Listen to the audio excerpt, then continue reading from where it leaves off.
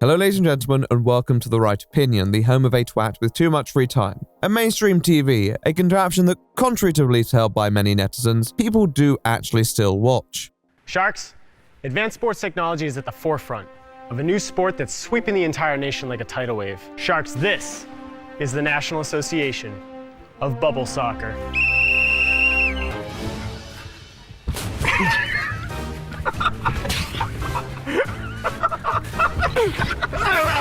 It's not a necessity in modern-day society. With the rise of online content and stream platforms, you can obtain your daily dose of entertainment from a variety of sources. Yet, although audiences have certainly been spoiled with an abundance of TV series and films, many live shows have still predominantly remained on broadcast television. Well, at least more than others. These include game shows, news programs, and of course today's genre that has launched so many successful careers, talk shows. Bartier Cardi. Bartier Cardi. Yeah, you know, I named it Bartier Cardi, you know what I'm saying? Because I don't want Cartier to sue me. Featuring 21 Savage, okay? Now, this isn't to say they don't have their online counterparts, but I think like other shows that retain most of their audience from live TV broadcasts, there is something about watching that sort of content in the moment as it often operates within a very brief window into the spirit of that specific era. If you went back and tried to watch an episode of Oprah from 1992, you'd probably find it hasn't dated the best. I mean, sometimes these episodes are dated by the time they're released.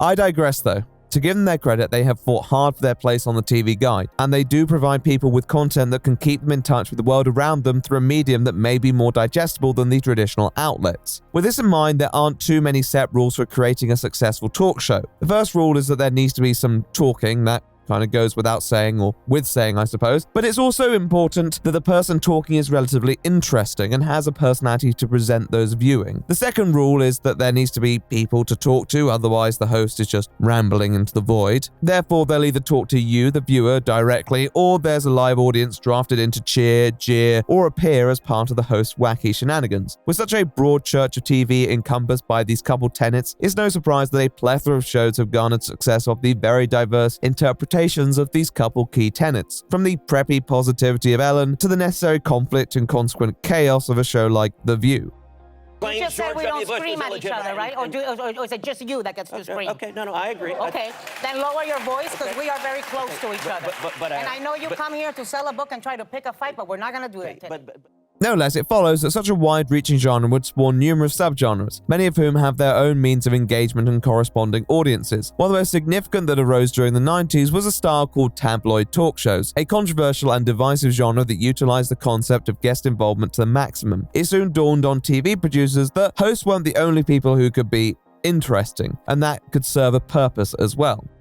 You see this, you dumb bitch? Can you read behind you, dumb bitch? What are you talking about? What is this? What do you mean you've been replaced, bitch? In the years following, a lot of these shows cropped up that broadcast what would normally be extremely personal disputes and the explosive confrontations that would follow from them. Added many people's desire for their 5 minutes of fame and orchestration designed to heighten tension between the parties involved, and you were often left with highly theatrical yet extremely real coverage of interpersonal troubles. For some it was entertaining, but for others it was unwatchable.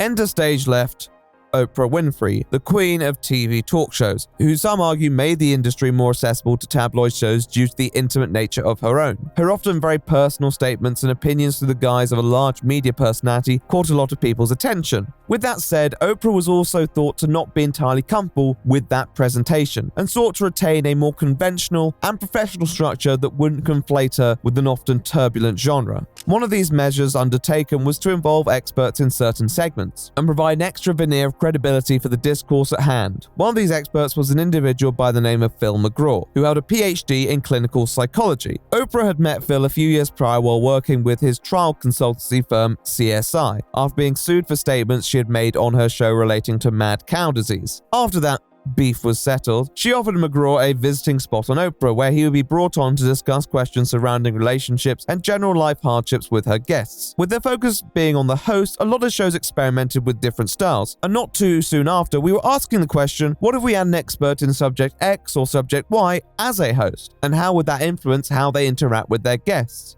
Dr. Phil seemed to serve as the answer to this question.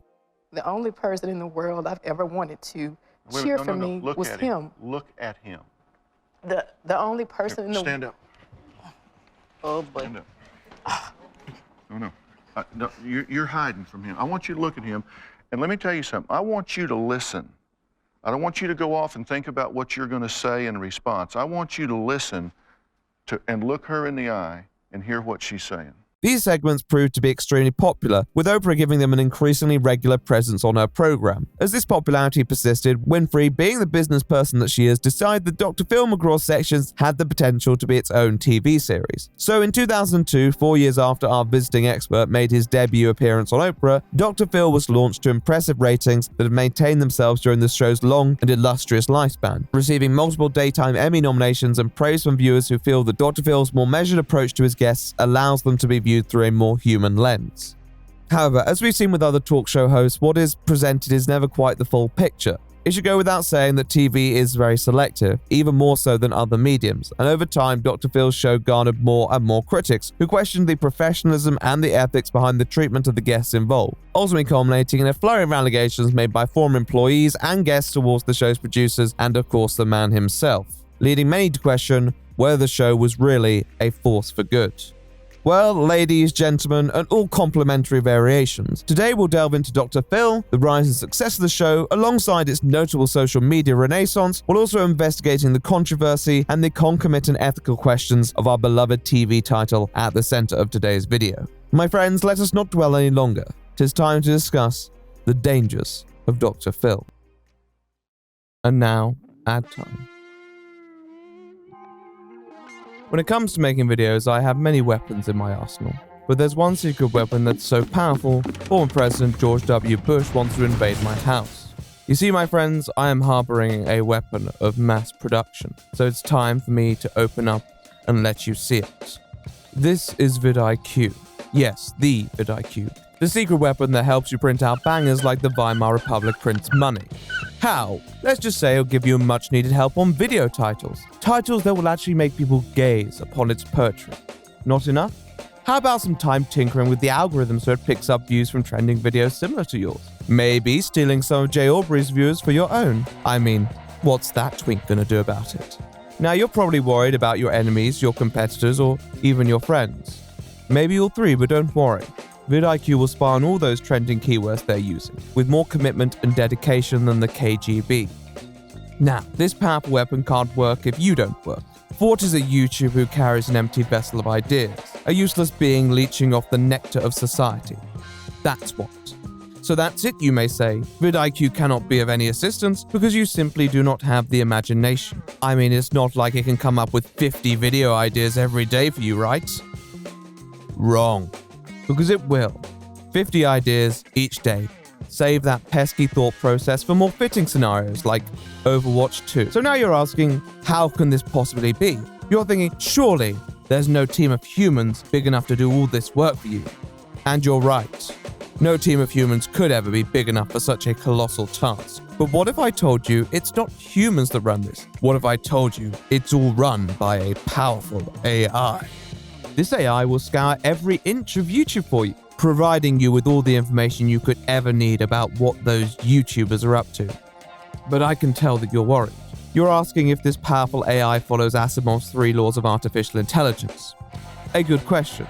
All I can say is that during the robot apocalypse, I think vidIQ will be on the side of humanity. But how much can this monthly subscription possibly cost? How much can a weapon of such power break the bank? Can you even put a price on an AI rivaling God themselves? Well, the bigwigs over at vidIQ HQ said $49 a month. But that wasn't good enough for me. So engaging my exquisite negotiation skills and some articulate ransom notes, I have brought the price of their first month down by nearly 99%. So now you lovely people can venture onto YouTube with vidIQ for just $1 for the first month. Yes, $1. Nearly 99% off. That's like buying a nondescript certain YouTuber's Tesla for $500. It's like reducing a life sentence for ransom to 6 months, which would be great in this instance. It's Rishi Sunak reduced to just his thumb and leading the nation like he does now. I don't know about you, but a thumb seems like a very electable option to me. If this proposition interests you, click the link in the description below to subscribe to vidIQ for $1 for the first month. See how you like it. It might just change your game. Back to the video. Even if it empties you out until there's nothing left to empty, no matter what happens, no matter how much it hurts, you don't stop dancing and you don't stop smiling and you give those people what they want. Allow me to introduce you to a man that you may not have heard of. This chap is called Les Crane, and in the 1960s, he had a somewhat popular late-night program fittingly called The Les Crane Show. In an attempt to compete with other programs at the time, they introduced a format which involved a shotgun microphone and members of the audience, whom he would proceed to grill on a multitude of affairs, including socially sensitive topics at that time, such as homosexuality. I have to differ with you, I have to argue with you on that one point there, because there are some homosexuals who are that way because of either environment or because of a background that has caused them to go that route. Well, now, that doesn't mean that all homosexuals are sick people. But not through, it's not something that happens through seduction or anything like that. The background is just that they grew up in a society and they found the existing heterosexual norms not to their liking, whether it was the way they perceive their own parental relationships. On one episode, he had hosted a debate with Lee Harvey Oswald's mother on the topic of her son's guilt, which was concluded with an editorial recap from Mel Brooks of all people. But unfortunately, I couldn't retrieve any footage of such. By all means, Les Crane was perceived as a vigorous yet reasoned interviewer, and although the tabloid label was retroactively applied to his show, not too long after followed what many believed was a more fitting prototype for the genre. You are a disruptor. You are a man that... Are you willing to hear my views? As soon as I finish Well, I don't mine. have to hear you calling me names. If you want to hear my views, do what you want. You want to walk away? Okay. I think Fine, this is a you walk circus away. and that you're a fool and that we're not in any way discussing You're a liar and a danger any to the country. This is Joe Pine. He was another 50s and 60s talk show host who garnered popularity on radio and TV for his often outspoken and opinionated demeanor. However, in 1965, his own self-titled talk show went into wide syndication. These typically involved fiery discussions with highly controversial guests, colored by Pine's own racially progressive yet otherwise socially conservative political positions. These conversations would regularly escalate into shouting matches and even physical aggression, with reports being that chairs would regularly be thrown and Pine would have to eject his guests live on TV. Although receiving criticism for his platforming of vicious and even dangerous individuals, he continued to retain a steady viewership until the show's cessation a couple years later. In the years following, a number of hosts utilized similar blueprints for their talk shows, but after the heights of the Vietnam War and hippie culture that were a catalyst for a lot of these broadcasts, the genre maintained a middling profile that wasn't the source of great discourse, mostly carried by Phil Donahue and Dick Cavett, both of whom were known for their slightly more dignified techniques, though not without their exceptional moments. However, this began to change once more in the 1980s, with the emergence of shows that catered towards more controversial subjects that regularly resulted in conflicts between the guests and the hosts. Go ahead and talk. So shut up. No, you so shut up. So shut up. Sit down. Sit down. You had your chance of fame. You Sit had down, your chance of fame. Sit down. You had your chance of fame. So what's the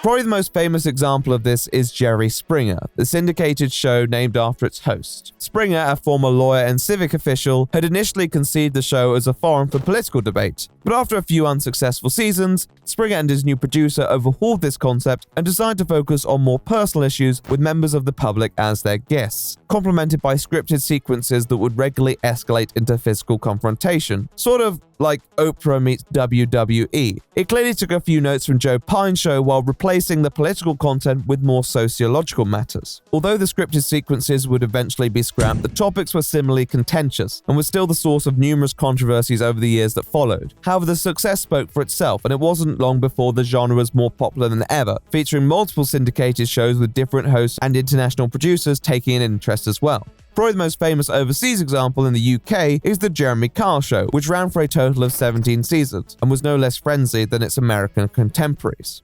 There. Listen. Shut up. No, I'm serious. No, I'm her boyfriend. Oh, brilliant. Oh, don't worry about you. You didn't make press. I was with her all the time, mate. Everyone sees press. Time now. Right on his phone. Little didn't delete your mouth from BB, so it all didn't go. Oh, shut up, mate.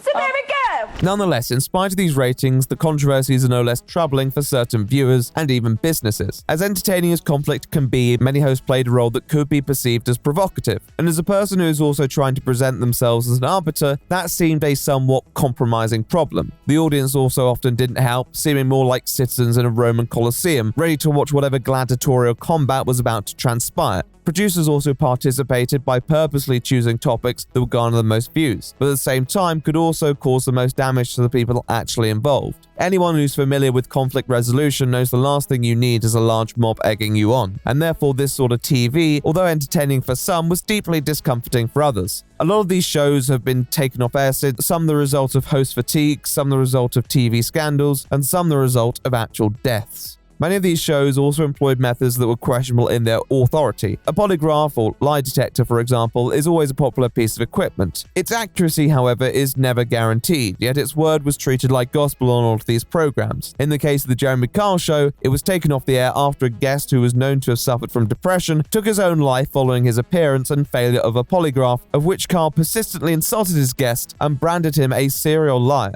of which the coroner concluded could well have contributed to his untimely death. With the revelation, there were probably other people who suffered the same fate as well. I'd like to say that it was a sudden moral consciousness that kicked in the demise of many of these shows, but I think it became apparent to producers and studios that these shows were liabilities, and that if they continued to utilize techniques that provoke their guests in such a way, they could easily be facing some very serious lawsuits. So over the 21st century, these shows have slowly faded into rerun rotation.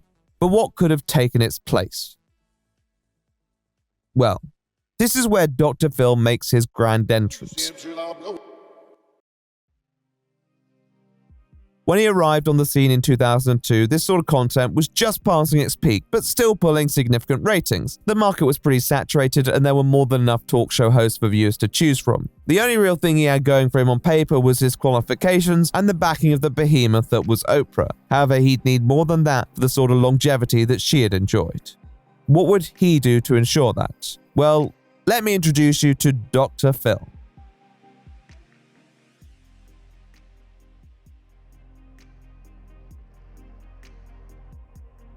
The year now is 2022 if my upload schedule is intact, and Dr. Phil has been up and running for 20 seasons. It has outlasted nearly every tabloid talk show, a majority of normal talk shows including Oprah, and still pulls significant viewership.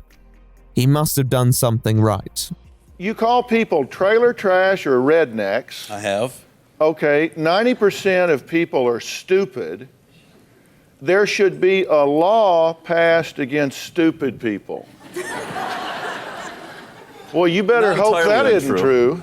From the off, Dr. Phil seemed to set himself apart from the competition, particularly in his approach to how he treated guests. I think many hosts, even the ones that were probably more sensitive than most, didn't have the human background to navigate the complex issues that many of these shows often sought to tackle. Now, McGraw wasn't a full-time psychologist, as we know he was a bit of a jack of all trades, but his educational background in clinical psychology and at least some degree of practical experience made him a much better fit for the moderating position that such an individual should typically occupy.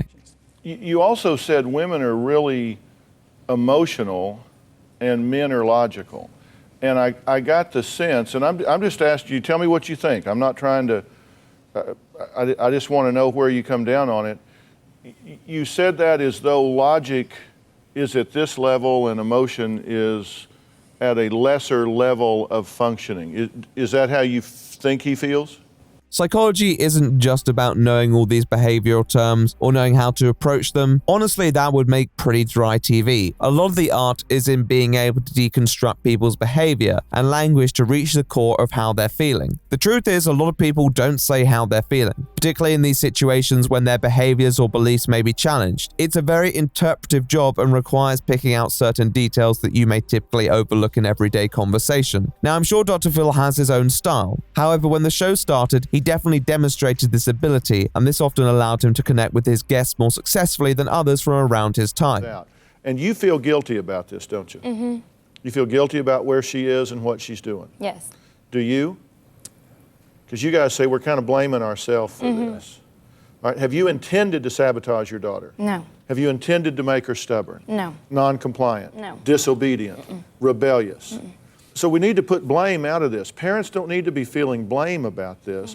What you need to be thinking about here is that you have a responsibility for what's happened. Dr. Phil took a familiar formula, the fact that one or more people had a problem, the problem affected their daily life, and they wished to address it. Now, when you present this scenario to a majority of tabloid talk show hosts or their producers, the question will be, how can we generate the most drama? The approach that Dr. Phil appears to take is more related to how can this problem be addressed. And for many, there's a great satisfaction within problem resolution. Other talk show hosts presented talking about your problems as being intimidating, and certainly didn't really inspire people to seek out help. And to be fair to Dr. Phil, studies have shown that viewers of his shows are more likely to do just that, and that's really nothing to turn your nose up at. When dealing with certain disputes, he didn't seem to be insensitive to the human factors at play. The human factors are what made Dr. Phil appealing. One of the skills to what his show does is one that I'd describe as extraction. A lot of the time, Dr. Phil would be presented with a specific situation, one that on the surface could be rather niche and certainly not applicable to you or I. Everyone has their own unique situations and challenges, but a lot of the time they can also be rooted in general struggles that can affect anyone, and by being able to focus on that, he could connect with audience members who may be emotionally moved by hearing such struggles. This is something he's referenced in interviews, and although some would justifiably find it a bit objectifying towards his guests, it's also definitely the source of some success.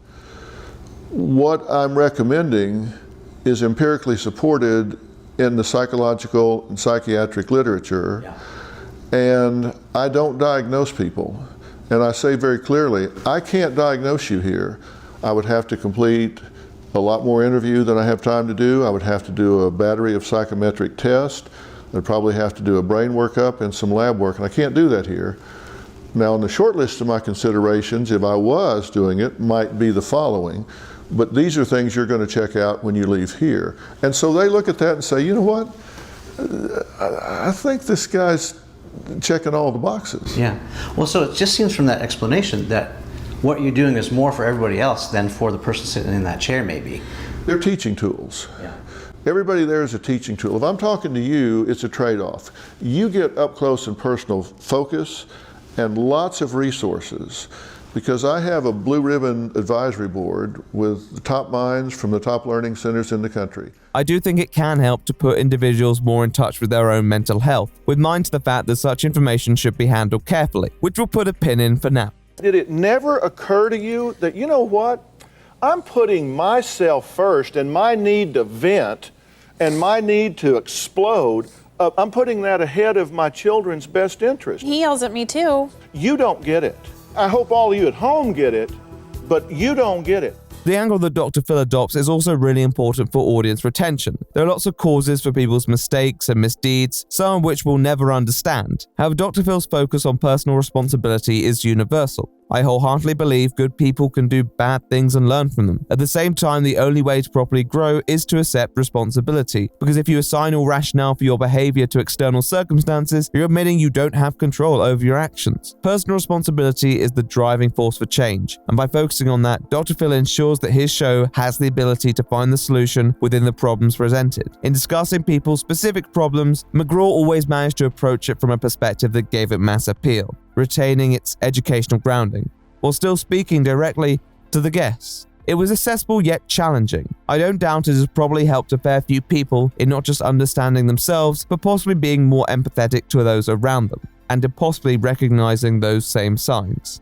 Dr. Phil's demeanor also aids viewers in how they may feel morally about watching content that could typically leave vulnerable individuals somewhat exposed in the eye of the media. As much as gladiatorial combat enthralls those who desire it, there's always the question of the cost to those brave warriors who put themselves out there. The Dr. Phil show presented discussion on these matters as if they were the first step to getting genuine help, and therefore viewers could feel more at ease believing that they weren't necessarily contributing to a harmful practice. A lot of guests seem to be in a better place after a discussion with Dr. Phil, and whereas other tabloid talk show hosts almost focused on escalation, the art of Dr. Phil seemed to be de-escalation. Each reaches some sort of conclusion, but the latter seems more mutually favorable in the long term.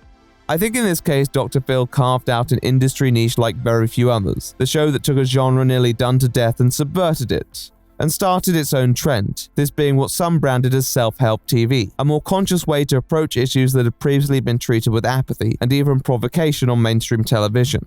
It's clear that Dr. Phil saw himself less as a therapist and more as a moderator, and wished to present himself as the reasonable voice within often two very strongly contrasting ones. And for many viewers, they perceived him as just that, and tuned in to hear that voice discuss affairs that may hit close to home. And as one of the pioneers of this new movement, it was only upwards from there. But was there something more at stake?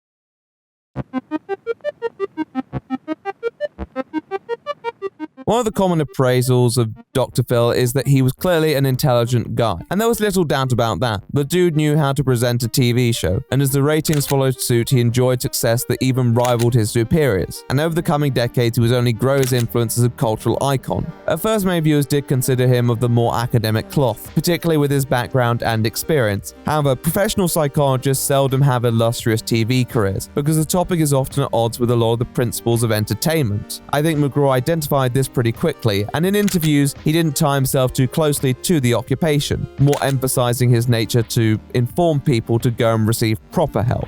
A lot of individuals might speculate on how Dr. Phil evolved over the years. A lot of TV shows tend to change, and when discussing talk shows, they often have altered their structure to stay relevant and even somewhat acceptable within the ever-adjusting moral compass of the viewers. Dr. Phil was different in this sense. He maintained a lot of consistency with his style. However, what I think changed was how it was presented and perceived by others around it. Indeed, as that style garnered popularity in the mainstream industry, he found a new status as a bit of an oracle on affairs affecting the world in general, and one that placed him in a rather unique position, but posed a few challenges of their own. However, the Doctor here responded accordingly. I do believe that there comes a moment in time where all things wrong can be made right. But if we're going to do this, we're going to do this my way. In 2006, McGraw chose not to renew his license to practice psychology professionally in Texas. Some may ask whether this affected his ability to run his show. However, in California, where said show was based, their respective board of psychology reported to have agreed that Dr. Phil does not actually practice psychology on his show, and therefore does not require a license. Some have questioned why he did this, and my personal opinion holds that if he didn't actually need it for his show, then it likely became a liability in his eyes. Being a practicing psychologist obviously comes with certain responsibilities, and if he or his show was found to have breached them, even if he wasn't presenting himself in a psychological capacity, then he could have landed himself in some serious shit, which would have generated a lot more controversy than him just opting not to renew his license.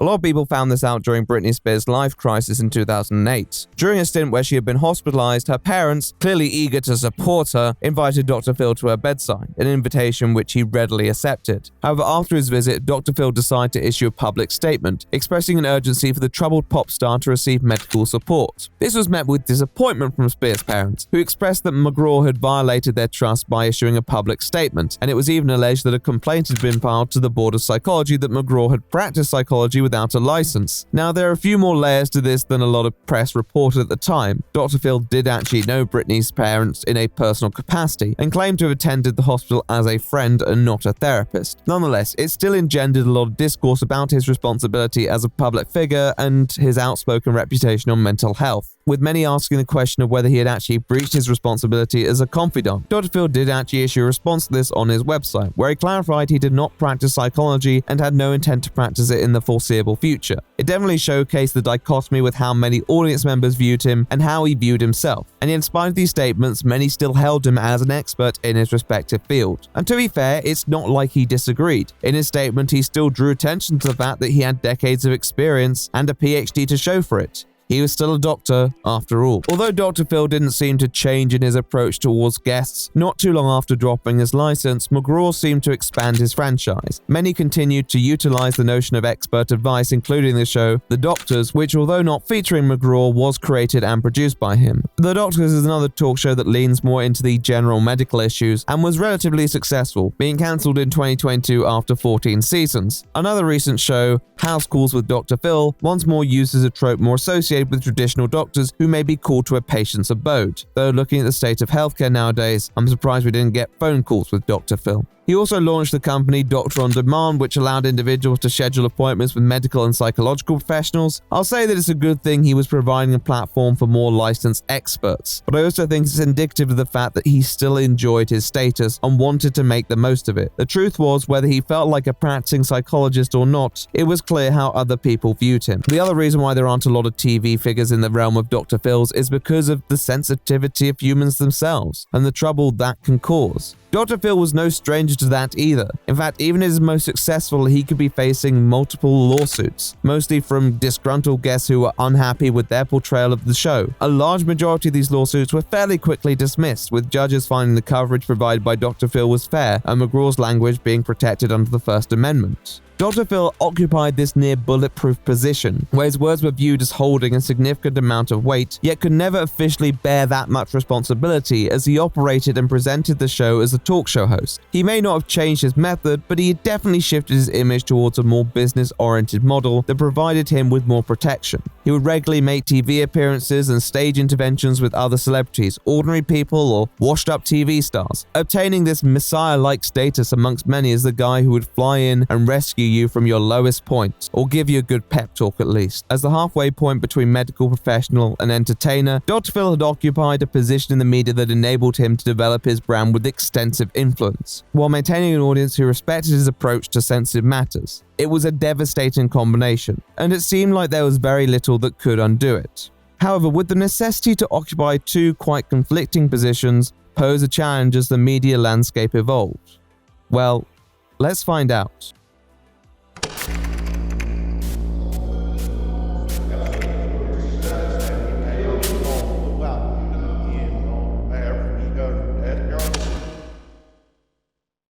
Hey, Dr. Phil here. I'm backstage getting ready to do the show, which is where you're used to seeing me.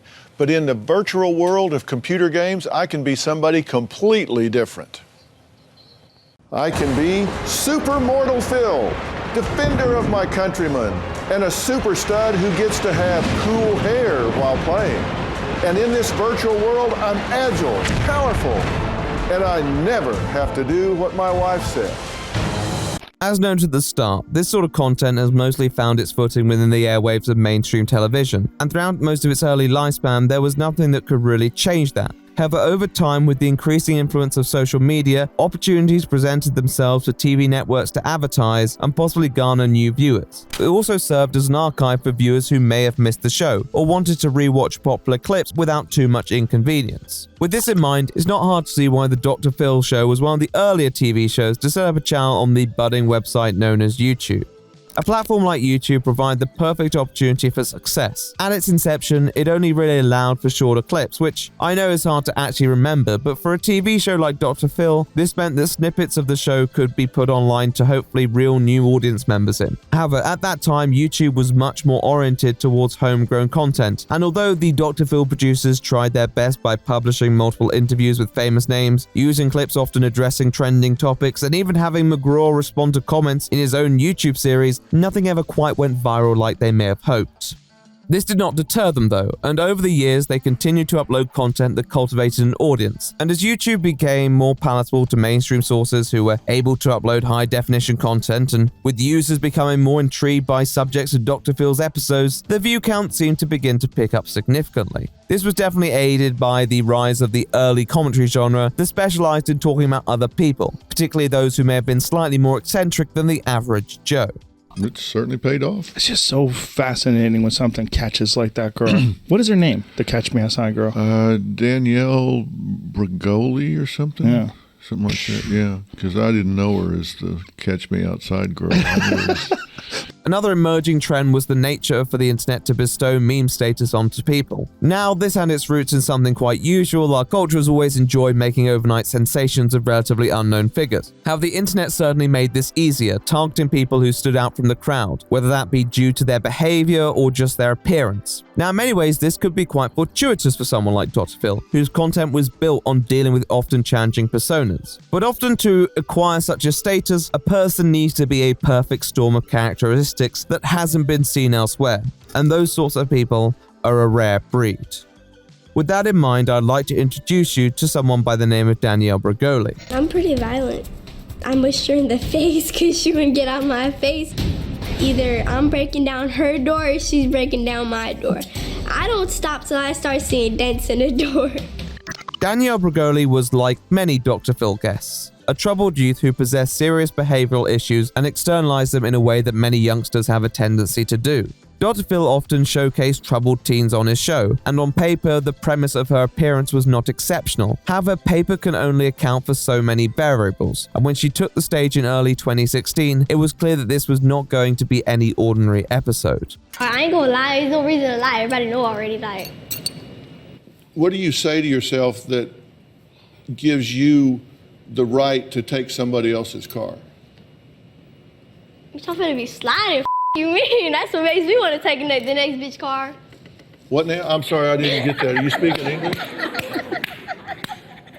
A lot of the youths that Dr. Phil addressed on the show definitely conformed to a certain mold. It was clear they were projecting aspects of culture they idolized onto themselves, and therefore their behavior, although sometimes extremely challenging, was not unfamiliar. Danielle Bregoli seemed to bring her own personal flavor to the role, and her extremely abrasive attitude also played into that. Dr. Phil in this case played the usual role of mediator, attempting to reason with her, but sometimes people just aren't there to be reasoned with, and her relationship with the audience only inflamed that. Soon, Danielle was turning on everyone within the vicinity, making threats that didn't seem quite as threatening as they could be. Did you say the hoes are laughing? Yep. So the audience are a bunch of hoes? Yep.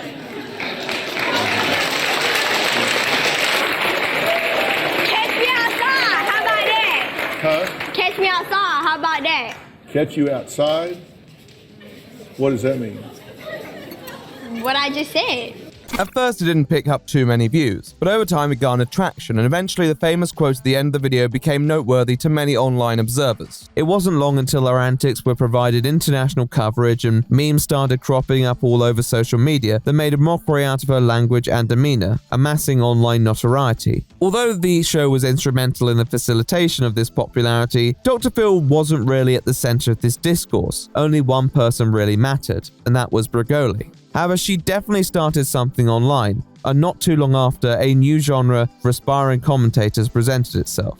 Catch me outside, how about that? Bro, I give up on these kids nowadays, dude. I'm so done with these fucking kids. This is Triggered TRO. He was one of the first creators to pick up on the fascination with many Dr. Phil guests, particularly those that appealed to certain outlandish stereotypes. As Danielle Bregoli began to garner online attention, the then budding creator released a video titled The Cash Me Outside How About Dat Girl Roast, and the rest was history. Yeah, I know where the car at.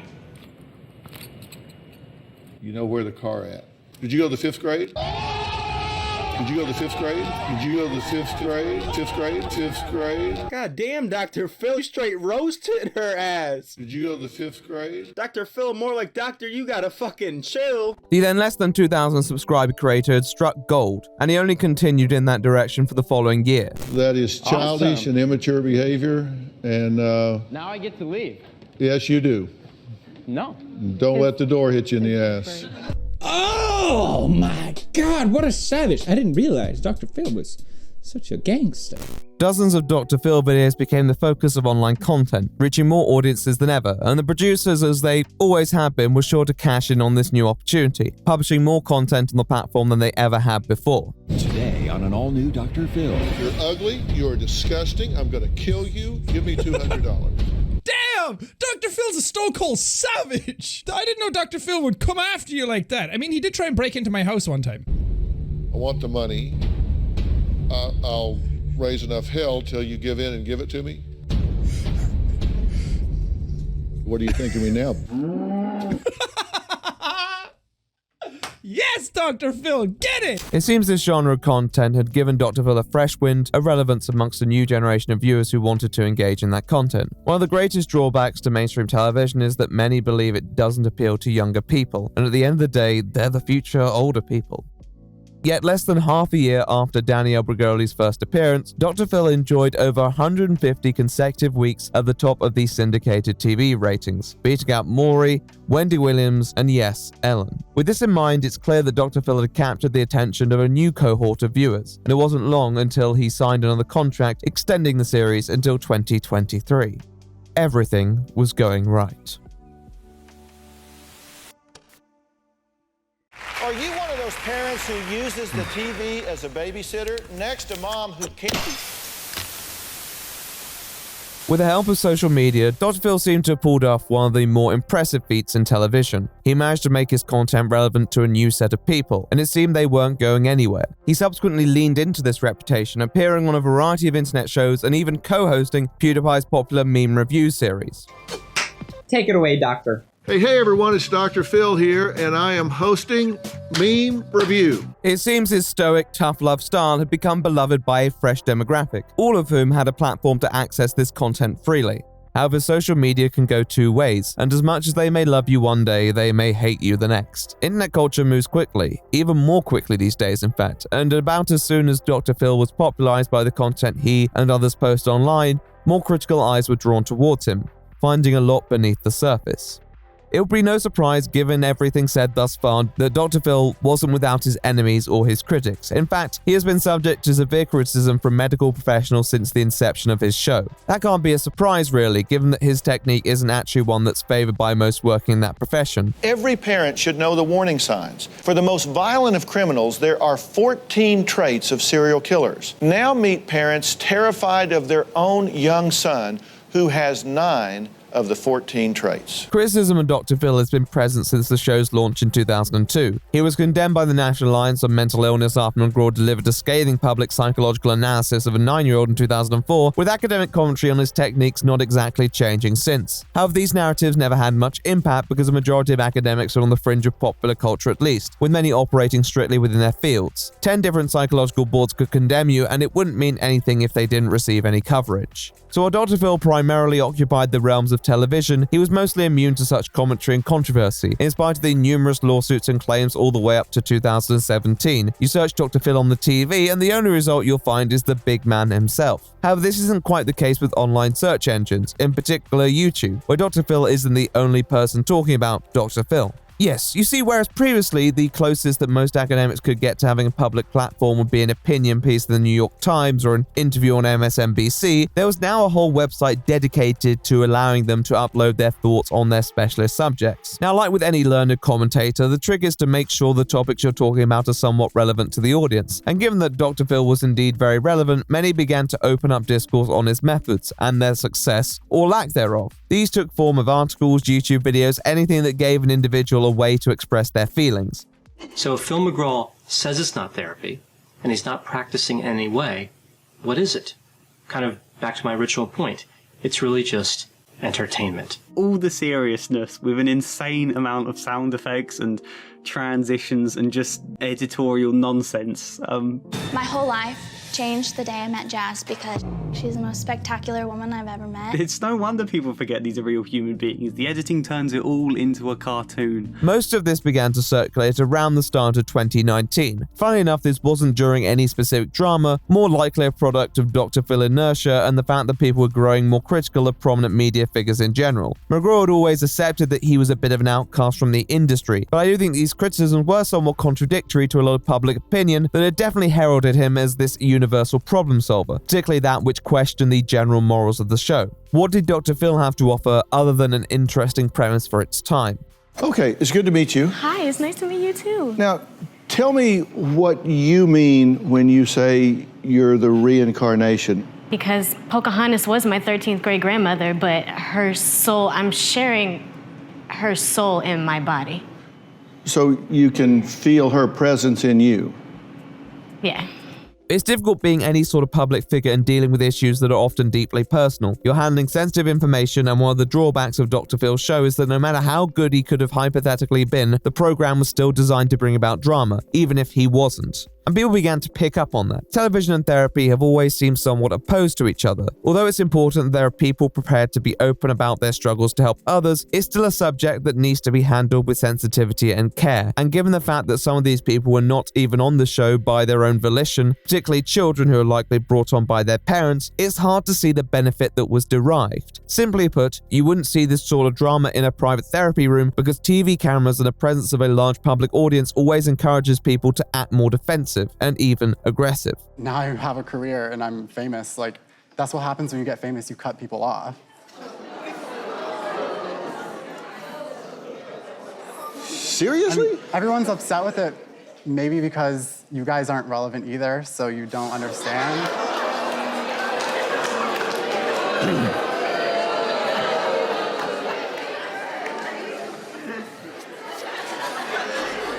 Some people began to ask, why is this TV at all? And I think it's a potent question. Probably the easiest answer is simple, that being of entertainment, and obviously that's important as it drives the core appeal of a lot of modern TV. However, it can't be the only reason when there are other ethical queries surrounding the subject. The Hunger Games is pretty entertaining for a lot of people, but there's also a reason why it's fictional. Dr. Phil can showcase people at their weakest and most vulnerable, and although it's often used to drive home a positive message, what sacrifice to a person's privacy and individual healing process is made to achieve that? Sure, Dr. Phil raises awareness, but at what cost? A lot of people clearly had it in their head that there was some mutual benefit. Coming on Dr. Phil was meant to be helpful, but the only people it was guaranteed to benefit were some viewers and the show itself. I think the audience's self-assurance that Dr. Phil offered some unique brand of assistance was really meant to mask the fact that people love to watch a car crash. There's a reason why the most successful Dr. Phil videos are the ones with the most heated confrontations. These videos, all likely staying on YouTube for the rest of eternity, showing the behavior of some extremely troubled people. Sure, Dr. Phil was better than his trash TV contemporaries, but that didn't exactly make him a force for good. And with his greater presence online, it also made it easier to reach with such criticisms. And many did just that. So with all these different points in mind, both the positive and the negative, my question would be, why would anyone believe that Phil McGraw knows something special? Many began to wonder what Dr. Phil was offering his guests that couldn't be offered elsewhere. Well, I suppose the one thing was that any sort of treatment was not cheap in a place like the United States, and Dr. Phil did offer a space for that, at the price of a bit of TV time. Additionally, the therapy doesn't end on the Dr. Phil show. Many would attest that he provides help beyond their TV appearance, and for the children who McGraw felt were facing the most significant challenges, they would have an all-expenses-paid trip to Turnabout Ranch that was designed to help put kids on the right path. Dr. Phil did offer something different to everyone else, and just because a person doesn't derive benefit doesn't mean the formula in place can't help a majority of people. Does it?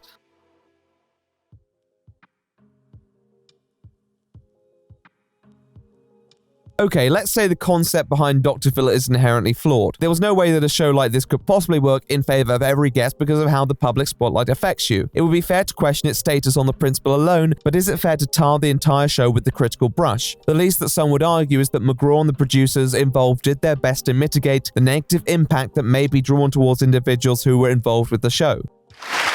I'm not here to judge you. I'm here to help you. I'm here to help you. I'm here to do what your husband should have done all along the way, and that is to lead you out of this quagmire and into the light. Dr. Phil himself was often outspoken in making sure people knew the help an individual would be receiving, and like a lot of shows, conducted segments that revisited former participants to assess how their lives had changed since then. So how are you doing? Doing good. I am 4 months, clean and sober. Good for you. Everything. So glad to hear that. It just took courage and strength. And finally love myself, because you helped me figure that out. Like, being able to do that has changed my life. It seemed that the consensus from a lot of guests was broadly positive, and that their appearance on Dr. Phil had prompted many of them to begin turning their lives around. It likely made viewers feel good about themselves, but as people began to dig, they realized that this outlook wasn't quite as universal as it was portrayed on TV, with some even suggesting that there had been serious failures regarding the safeguarding of guests. As noted, there have been several lawsuits and allegations that were published during the lifespan of the show, but as always, the problem with these is that when they're isolated, they're typically not high profile enough to attract attention from the public. However, when they can all be lined up in one place, a much clearer pattern can be established, and greater narratives can be expounded on the matter. With Dr. Phil under the spotlight as a whole and the online world making it easier to access such information, it wasn't long until people began picking apart the show's wholesome veneer. The first aspect to go under the microscope was how the show managed the handling of its guests on air. Dr. Phil and the producers always made a point about the show being a safe space for an individual to speak openly about their trials and their trauma. However, some have begun to question whether that was truly the case in the last few years, or if chasing a story was more important to the people in question. I must know why you and my stepsisters treat me with such contempt. You know, I try to be kind and forgiving, but the nicer I am, the worse you treat me. This is Shelley Duvall. A few decades ago, she was an A-list celebrity who had a successful and lucrative career in film and television. However, in 2002, she retired from acting and decided to live a life away from the limelight, making very few public appearances. Yet in 2016, that changed when she agreed to be interviewed by McGraw for an episode of Dr. Phil. What followed next was something else. It's very confusing, very disturbing to me because they started out with ground zero and 000. It's like when a nun at some place tells you, you're almost 000. And she meant it.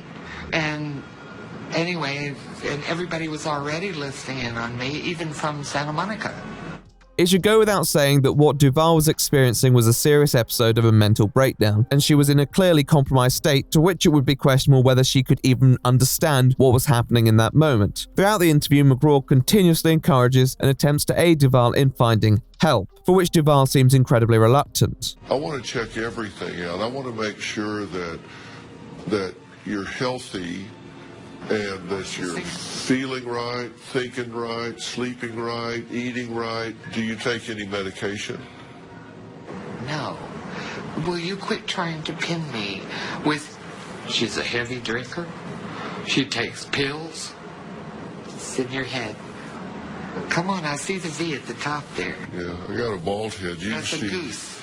See, the reason I want to get you checked out is because they're not tourniquets. If your hair is thinning and you're feeling pain, I want to help you. I want to get you to some doctors that can really check you out. It's a physical problem. Right. Physical. I want to check you out physically. And I don't want any more bee bites because they threaten me, but I'm not afraid of them. I'm not going to focus on this interview too much, but it caught the attention of some high-profile figures, including Stanley Kubrick's daughter and actress Maya Farrow, who both criticized the broadcast as someone clearly at such a vulnerable point in their life. I think, however, it was more indicative of the show. Shelley, listen to me. Will you let me get you to some doctors? I was a pretty girl. I was beautiful. I was 1987 Entertainer of the Year for the Southern California Cable Television Association. Will you let me get you to some doctors and get your... Not as a prisoner, you're not. Oh, of course not. You can come and go anytime you want. What was wrong with the doctors I had? We haven't seen doctors for a good while. But I'd rather see my doctor than your doctor. Well, but I've got some really good doctors. You do? I do. Yeah? Can I fix this? I don't know if McGraw is charging by the hour, but this interview almost seems too motivated to get Shelley help, and I use the quotation marks there because help is subjective depending on the person. What might help one person isn't guaranteed to help another person. Throughout the interview, Dr. Phil seems determined to get Duvall to this one center in particular, which ultimately fails because once she's there, Duvall is not comfortable receiving help there, and at the end of the episode, he reveals that they're supporting her at home anyway. Dr. Phil runs from a manual that dictates operations regardless of the individual. It's manufactured to maintain those narratives. But what happens when that aspect is pushed to obsessive degrees? There have been a couple of instances in the past where the producers of Dr. Phil were accused of facilitating people's problems rather than helping them. In 2008, a member of the Dr. Phil team was caught paying towards a violent teen's bail, and although they subsequently cancelled the story, let's be frank here, it was no secret the lengths the show would go to get a scoop. Yet another high-profile case seemed to take the biscuit, and it once again involved another public figure. This is Todd Herzog. He was the victor of the 15th season of Survivor, set in China. However, after his success, he had struggled with alcoholism, during which his mother had contacted Dr. Phil for help with her son's problem. However, when he turned up to the studio, he was intoxicated to the point of incomprehension. McGraw was sure to bring attention to this and the serious danger he was in. So yeah, I'm okay. Because I didn't know this was happening right now. You're not okay. No. You said you're okay, but you're not okay. You're not even almost okay. No. Do you know who I am? Yeah, of course I know who you are. You are here because I wanted to talk to you because, in my opinion, you're killing yourself, man. Well, I want to get a fix on you right now so I know what I'm dealing with. This is a breathalyzer.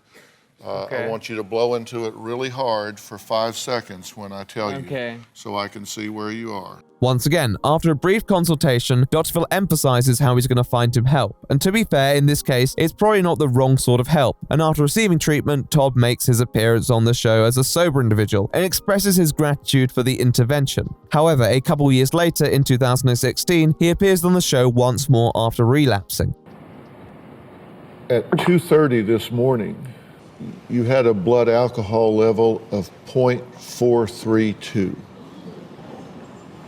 Yeah. And 1 week ago was 0.601.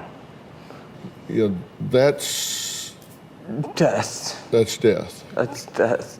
It's always somewhat tragic to see a person struggling so much on live TV. However, in 2017, Herzog went public with the claim that his struggle had been orchestrated by the Dr. Phil producers who planted a bottle of vodka in his dressing room during both interventions. I show up to the studios and I'm sober, I'm hurting a lot and I'm shaking. My dad was there and I went and talked to him in his dressing room and I was completely sober. And then they pull me into my dressing room and there was 2 liters of vodka and like some Red Bulls and orange juice and stuff like that. You know, being unsupervised by my parents, I drank the entire bottle. And then at some point somebody gave me a Xanax. They said, this will calm your nerves. And so I had been drinking and took a Xanax, which I've never taken Xanax before in my life. And I know that can be a deadly combination, so why it was given to me, I don't know. I get that it's a television show and that they want to show the pain that I'm in. However, what would have happened if I died there, you know? This seemed to paint a very different portrait than the one that was perceived, and in both cases, Duval and Herzog seemed to tell us something extremely different about the intent of McGraw and those around him.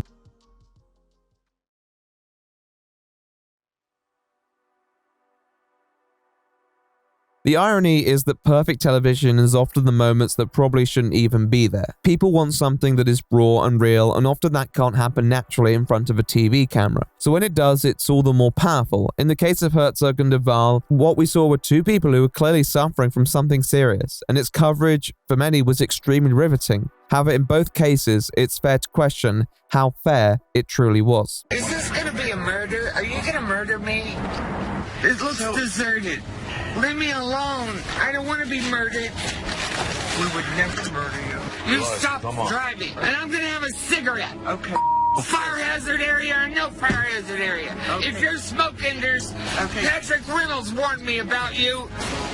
In the case of Duval, trying to ship her off to some facility that may not have been suitable for her problems, and in the case of Herzog, allegedly exploiting a vulnerability for drama. And although I cannot comment for certain on the verity of the claim, is it not suspicious that despite being surrounded by a full TV crew, a family who probably didn't want him to consume alcohol, and experts who were supposedly worried for his health, that he still turned up drunk? I understand if you can't completely control a person, but if the safeguarding measures were up to scratch, like producers had claimed in other interviews surrounding this matter, there is no way he should have arrived at that studio intoxicated, and yet it happened twice. In both of these high-profile situations, it seems the authenticity was merely a front for something more manufactured, a conflict that wasn't necessary for the discourse that everyone seemed so concerned about, but more so allow producers to raise stakes and dramatic narratives that emphasize the urgency of the situations that these guests found themselves in. And to be honest, if McGraw hadn't landed himself in the controversy while consulting Britney, the producers may well have done a similar thing with her. Dr. Phil's handling of high-profile individuals was what initially drew the most controversy. After all, they're the ones who most often have a platform to speak out if they experience maltreatment. However, as with other situations I acknowledged earlier, it's very hard to say how far this went back, and it's doubtful that it was an isolated incident, and other stories suggested they weren't. I thought Dr. Phil was going to save my daughter, and it did not happen. This is Joelle. She's a mother who brought her pregnant daughter on the show to hopefully get some help for her heroin addiction. She claims she was promised round-the-clock supervision. However, when her daughter began to detox, she didn't receive that.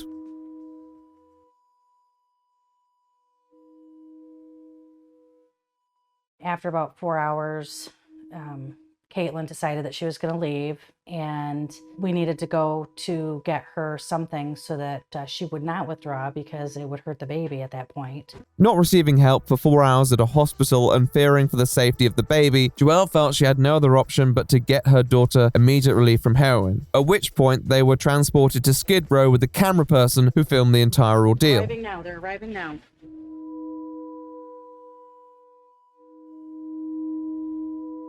Scared to death right now. Caitlin made a contact very quickly. I gave her money and she went on her way. Approximately 45 minutes later, we found her. She was happy, high, and we went back to the hotel at that point. This was subsequently brought up on the show, where McGraw chastises the mother for leaving the hospital and heading to Skid Row, which obviously is not a safe place. You think since her mom is a nurse, she would take her to the hospital, but instead, they made a drug run. I just wanted to help her feel better. So that baby is high on heroin right now. I can alert LAPD before you walk off of this stage. So you think forcing someone to get help like that is the best way? I don't give a what you think. I'm concerned about your baby. In this case, though, the mother claims she was cornered with how to treat the situation and told that if she had questioned aspects of the show that had caused her to take such measures, her daughter wouldn't be able to receive the help that she needed. There was a lot of manipulation, telling us what to say, telling us how to act, telling us what to do. I don't have an answer for why I did what I did. I just wanted to help her feel better. I was told, do not question anything he's saying, or he could not give her the help that she needed. How much is going to have to be lost before you pull your head? This is it. I'm not going to mince my words here. That's a threat. There is no two ways about it. This person isn't a celebrity, they're not copiously wealthy. What Dr. Phil is offering these people is a chance to receive serious help. To hold that over someone's head if they don't comply with your request to make sure Philip's reputation remains unscathed is extremely inhumane. Now, once again, this is just an allegation, but it certainly fits in with this idea that the producers were chasing a story and a reputation rather than prioritizing the help they often advocated for on the show. In the case of Joelle and her daughter, even if it didn't happen exactly as reported, they were still escorted to Skid Row with a cameraman. If there was proper medical supervision like the Dr. Phil show claimed, how the hell did they end up there? Responding to the claims, Martin Greenberg, a psychologist who is head of the show's personal affairs, stated that officials only agreed to do the show if Joelle agreed to be responsible for her daughter's withdrawal, which seems really weird from my perspective. Surely that's what the medical professionals would be for. And if you think someone is at any risk, you wouldn't bring them down at all. Washing your hands of contractual culpability doesn't suddenly absolve you of any moral obligation. Maybe as an entertainer that's a risk you would take, but certainly not as a person whose job is to keep people safe. As a head of personal affairs, Greenberg is surprisingly bad at PR, including providing seemingly confused and conflicting responses to claims about patient safeguarding. Most of his responses reek of arrogance and dismissiveness towards the complaints they've been receiving, though I'll give them credit because they do still emphasize personal responsibility, in saying that these people are not willing to take responsibility for themselves. But I think it would be valid to flip the question in this case and say, is it not them who are not willing to take responsibility? In attempting to explain why they may not be aware of whether a guest is at risk from their cravings, Greenberg states, and I love this one, addicts are notorious for lying, deflecting, and trivializing, but if they are at risk when they arrive, then they were at risk before they arrived. I've been trying to save the opinion part for later, but this is just such a rotten thing to say. Sure, Sometimes addicts struggle with being open about their problems, but the fact they came to your show probably means they want help, and it doesn't mean they're not deserving of it. For you to make a general ad hominem attack to deflect responsibility from the show is cowardly, and I would expect better from a psychologist. If you're aware of that behavior, then surely that is reason for you to heighten the supervision, not just leave them to their own devices and then shrug your shoulders. The Dr. Phil show cannot guarantee the eternal safety of all who attend their show. However, they could at least ensure it on the premises. Instead, guests turned up drunk, trips to Skid Row were made with a camera crew, and the narrative of help was pushed to nauseating and even allegedly threatening degrees. Sure, it was perfect TV, but what was happening behind the cameras? How truly helpful was that help?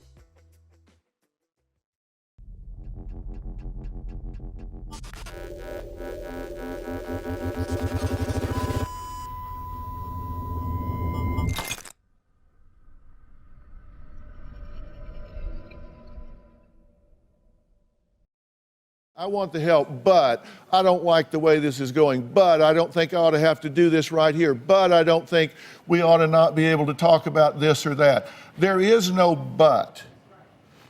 You either want the help or you don't. And if you want the help, you lean into it and you don't get back here. There's no pass and go. You leave from here to there. That requires very specialized care that I think you deserve.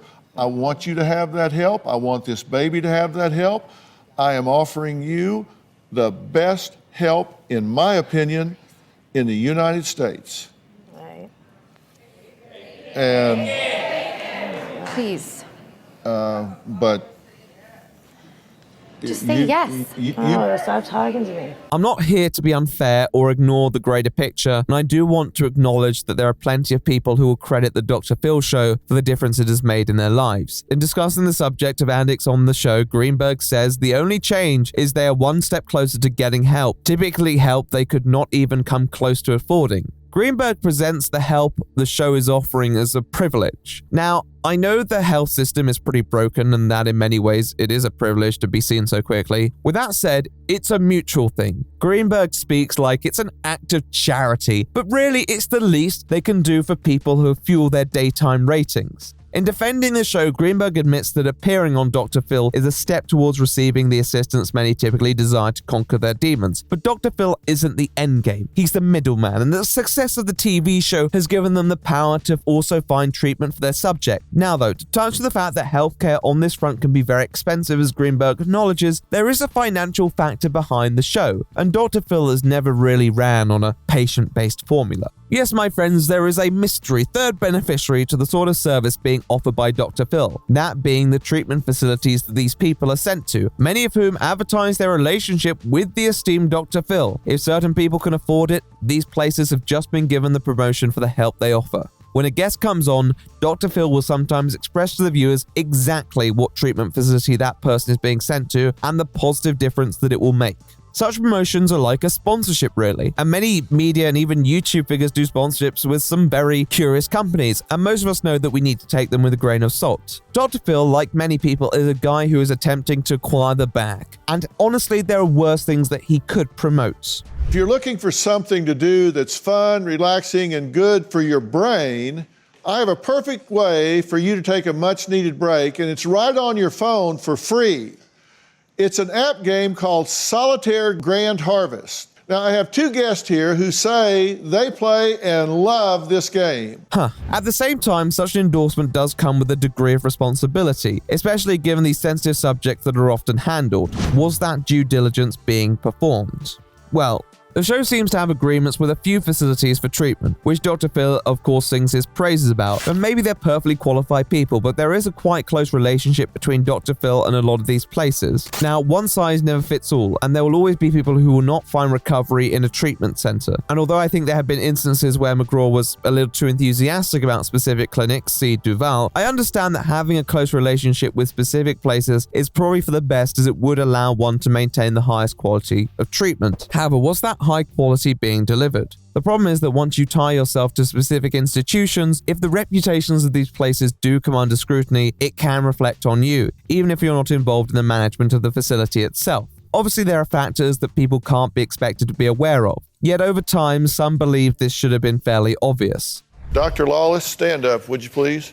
It's Dr. Frank Lawless, head of the Psychoneuroplasticity Center, which is a long, long way of saying they check people from A to Z. The first query that one may raise is the actual suitability of many of these facilities for Dr. Phil. Now, McGraw hails from Texas, and many of his connections are from around that area, such as the Origins Clinic and the Arbor, both of whom have facilities in Big Philly's home state. Greenberg states that if a person requires medical attention, they will find the required medical personnel. However, there seems to be a bit of disconnect with this system. Although Herzog received his treatment from the Arbor, Steve Thomason, who is the director of the facility, stated that Herzog did not and could not have received supervision on the show from them because they're not licensed in California. In fact, Thomason states he completely regrets agreeing to working with the show in the first place and was so upset by the segment that he never agreed to work with them again. This doesn't mean that Herzog wasn't supervised, but it certainly created a disconnect between two entities that should be laboring towards a collective goal. If a company is required to regularly supervise individuals in California, should they not be licensed to do so in that state as well? Are there not more suitable alternatives? I want to introduce someone to you. This is Mike Gurr down here. He's the executive director at the Meadows Ranch, and I've asked him to come here today because I've worked with Meadows for years, and they, in my opinion, are the best of the best.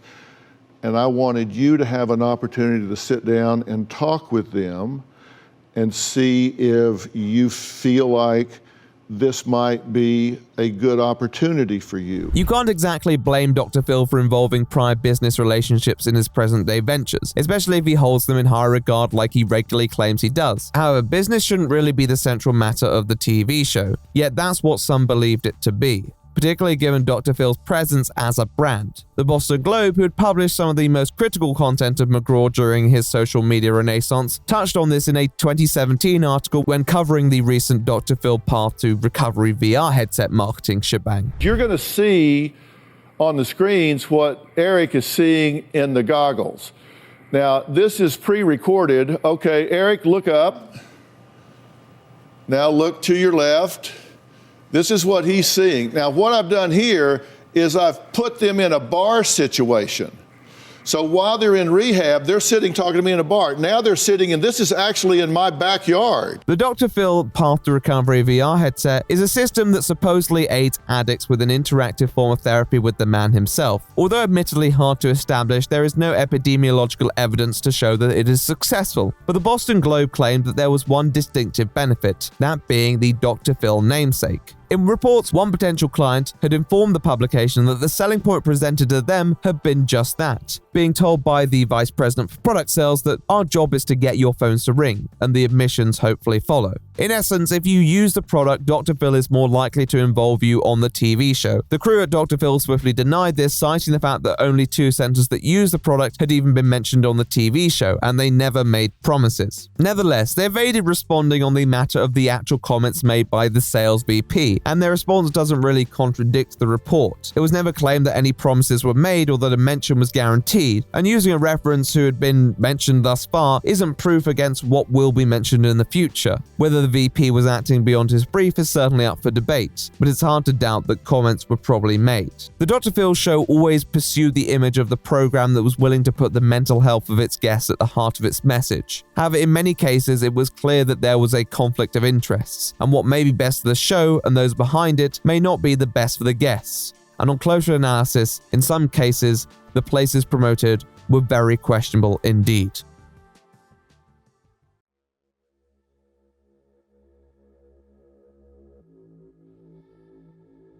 I'll discuss this more soon, but I think besides obviously people who are suffering from substance issues, another extremely vulnerable group are the youth, in particular those who have been brought on by their parents, as it may not have been their own first course of action. Now, in many cases, when dealing with difficult children, adolescents, and even young adults, they're experiencing a lot of hormonal and developmental changes, something that Dr. Phil is quite aware of. So I'm fed up with this. You continue to bring her into a hostile environment where somebody is pounding on her self-esteem, pounding on her self-worth, getting her to the point that she's lying in bed at 2 a.m. thinking my only way out is to end my life. What the hell is wrong with you, woman? Your job is to protect your child.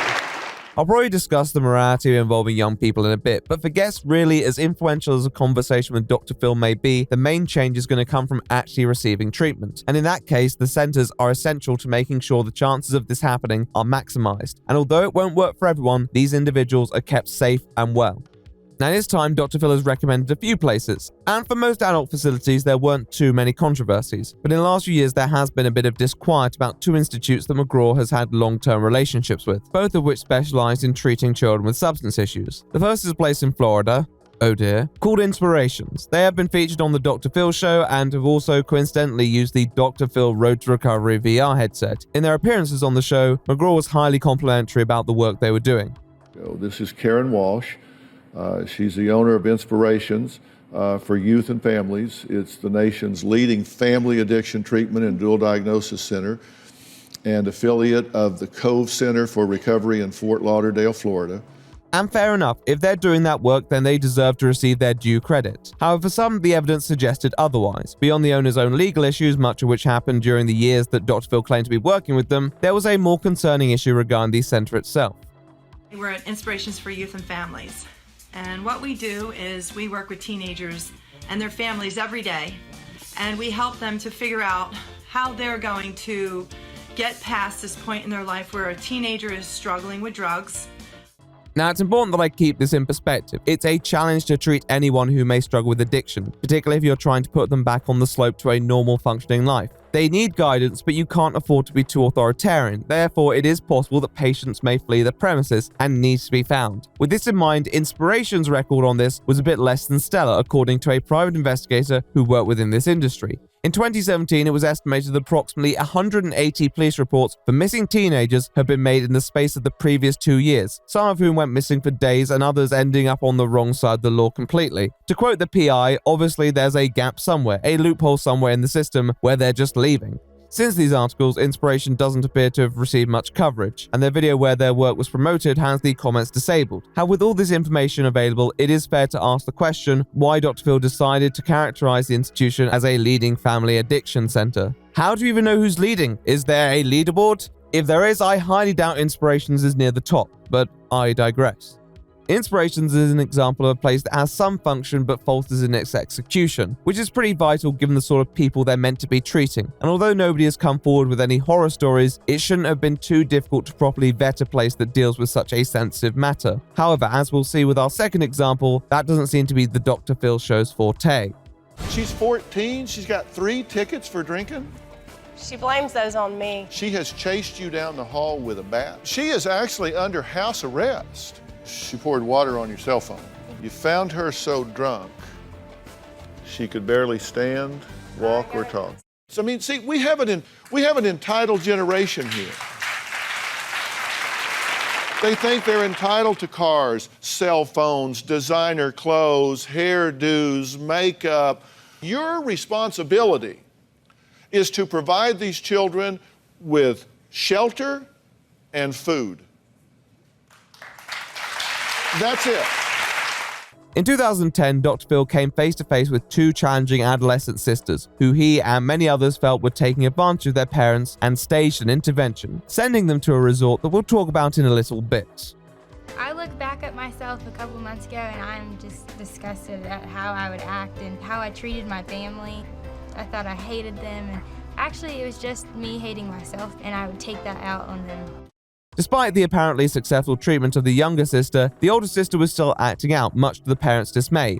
However, against Dr. Phil's advice and the mother's opinion, the father did not want to send his daughter to an Aspen Group boarding school, as he felt it was not in their best interests, which led once again to Dr. Phil inviting them back on for further discussion on the matter. Well, we have received hundreds and hundreds of message board postings, emails, and letters about my next guest. Now, here are just a few responses. I was so angry, I was throwing things at my television. This was the most infuriating show I have ever watched. This might be the first time I have actually yelled at my TV screen. Those aren't all from the same person. This episode billed them as the most frustrating parents, and Dr. Phil's attitude seemed to reflect that, opening up the episode by quoting enraged viewers, and then proceeding to sit down with them and taking them to task on their failings, while spectators frothed at their mouth, a stark reminder of what happens when you do not listen to the esteemed Dr. Phil. Well, here's what you said. I'm really disappointed that your show is only interested in supporting Aspen programs and not other highly qualified programs that could benefit my daughters. Obviously, what's beneficial for my daughters is secondary to what is good for the show and for Aspen. I understand that first and foremost, you have a business to run. Are you serious? Are you serious when you write this? This is offensive to me. I just have to tell you, when I read this, my initial reaction was, I'm done. We have an advisory board. It's like 20 people, the top minds in psychology, sociology, medicine. When we get a story, it goes out to our advisory board, and we ask them for input. One of the top therapeutic residential programs on the globe is the Aspen Group. So we reach out to them and say, hey, guys, will you help us here? We work with dozens of people all over the country. But the collective wisdom is that that's who we're going to contact here. Other than outwardly admitting that he has a business arrangement and accusing the father of requesting financial support for his own preferences, despite the fact that he never seemingly wrote that, McGraw doesn't really provide much of a real response to the father as to why it's in this girl's best interest to attend a boarding school other than broad philosophical narratives and expressing how insulted he felt, how he consults all the experts, etc, etc, etc. Dr. Phil is the fucking best, whatever. The Aspen Group is one of the top residential therapeutic programs on the globe. How could you not send your child there? Is your teen out of control?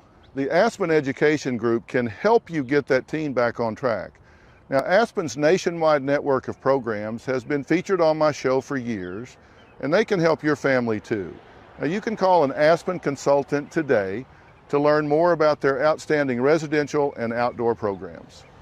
Well, a large majority of the Aspen Group's projects have been closed down or sold in the last decade. In fact, there is not a single boarding school still being operated by them, with a fair few scandals that were well known by the time that Dr. Phil went on his verbal crusade against the father, including one to a boarding school that resulted in an investigation that concluded that the agency had reasonable cause to believe that abuse or neglect occurred at the school 6 months before this episode. Another place, formerly known as Island View, has had so many controversies it would be funny if the stories weren't deeply depressing, including one in which a girl was fully isolated for 58 days after running away, an isolation in which she had to rely on staff attention to even interact with anyone, which did have its occasional failings. Dr. Phil was even sued relating to one of these stories a few years later, but came out on top that time. I believe in these folks right here. I believe they have traction. If you want to get Alexis there, and Aspen is still willing, after all of this and what I consider to be disrespect from you about their motives, then you know, I will make that available to you. I don't know. I feel maybe this whole Aspen Group gig isn't everything it's cracked up to be. And actually, whether by intent or not, the father was in the right. But the Dr. Phil's reputation preceded it. Dr. Phil knows what's best for your children. He has files on top of files, and if you're to suggest otherwise, you're giving in to your offspring's manipulative ploys that have driven a wedge between you and the rest of the family. It's a shtick, and it's one that wasn't always completely applicable, particularly when the real-world evidence didn't exactly support what was being promoted. And when you're dealing with young people, that's not something that can be remedied. And with so many places of debatable standing, it was only a matter of time until one came to the forefront of public discussion.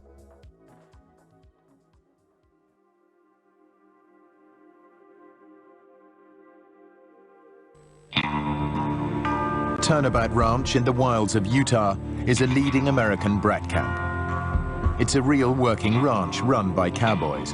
Many of you probably don't remember this or even know about it, but in the early 21st century, there was this series that had some international presence known as Brat Camp. It was most popular in the UK, where it ran for 5 seasons, but did have some counterparts in continental Europe and even a US series. As you can maybe guess, the premise was built around adolescents with behavioral and substance issues going to a camp and having those issues addressed. However, this wasn't any standard therapy center, this was more a wilderness camp.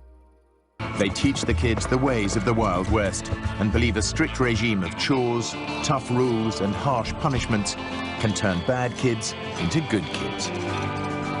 I have all the compassion in the world for these people, for these kids, but I just lack a little sympathy because of the way their behavior is, and that's what we need to work on.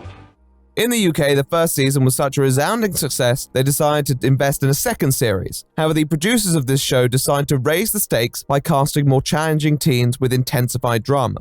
Upon hearing this, the ranch that was featured in the first series, Red Cliff Ascent, refused to host another series, stating that they were a treatment program, not a TV show. Completely fair. So the team behind Brat Camp set their sights on another location, this being Escalante, Utah, the home of a humble spot known as Turnabout Ranch. Turnabout Ranch is one of the many haciendas that have taken on the role of doubling up as a center for wilderness therapy. This sort of therapy is different to the traditional idea as such. It promotes living with the land, devoid of the privileges or luxuries that modern life has typically afforded us. However, Turnabout Ranch was certainly on the more austere side of these projects. It wasn't Malibu, to say the least.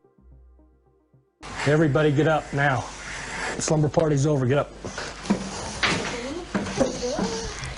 Quit talking, everybody down here now. Out of bed, let's go. Jesus. Foul language not appropriate. Foul language not appropriate. No talking. You're gonna spend 3 days out there. It's gonna be 3 of the worst days you've spent a long time in your life. You're gonna hate every second of it. There's gonna be a lot of tears, a lot of emotions. So if you want to make it 5 days, it's your choice. But I'm not going to put up with it. In most American camps, the impact stage is used to physically exhaust rebellious kids into being more compliant. But at Turnabout, they have a unique strategy. For 3 whole days, the kids are made to stay in a small stone circle in total silence. In hindsight, it's hard not to understand why these sorts of shows aren't being aired today. They're a pretty cruel form of therapy, and although some people did manage to turn their lives around, others didn't, and one former contestant of another series even died in 2009. How these sorts of residencies continued long after the end of the TV shows that documented their methods. In fact, Turnabout in particular went on to be one of the most popular resorts for teens featured on a popular daytime show. I wonder what that show could be. From the Aspen Education Group. She's one of many groups that we work with. She works with Turnabout Ranch. Dr. Phil has always made a point of not approaching people from the same perspective that many TV show hosts did. His conversations with troubled people were always staged more like an intervention rather than an interrogation, though sometimes the former did seep into the latter. With this in mind, although Dr. Phil did want people to take responsibility for their actions, it wasn't like they weren't deserving of humane treatment and sympathy. However, for those who were most troubled, he sent them to Turnabout Ranch. That in many ways seemed very much against what he regularly preached on the show. Turnabout Ranch wasn't a particularly friendly place. It was the sort of place where if you struggled more, you'd receive more severe treatment, as documented in Brat Camp and in testimonies by others. Yet in 2010, Turnabout Ranch made its debut on the Dr. Phil Show with an inspirational segment featuring former guests and a softly spoken rancher.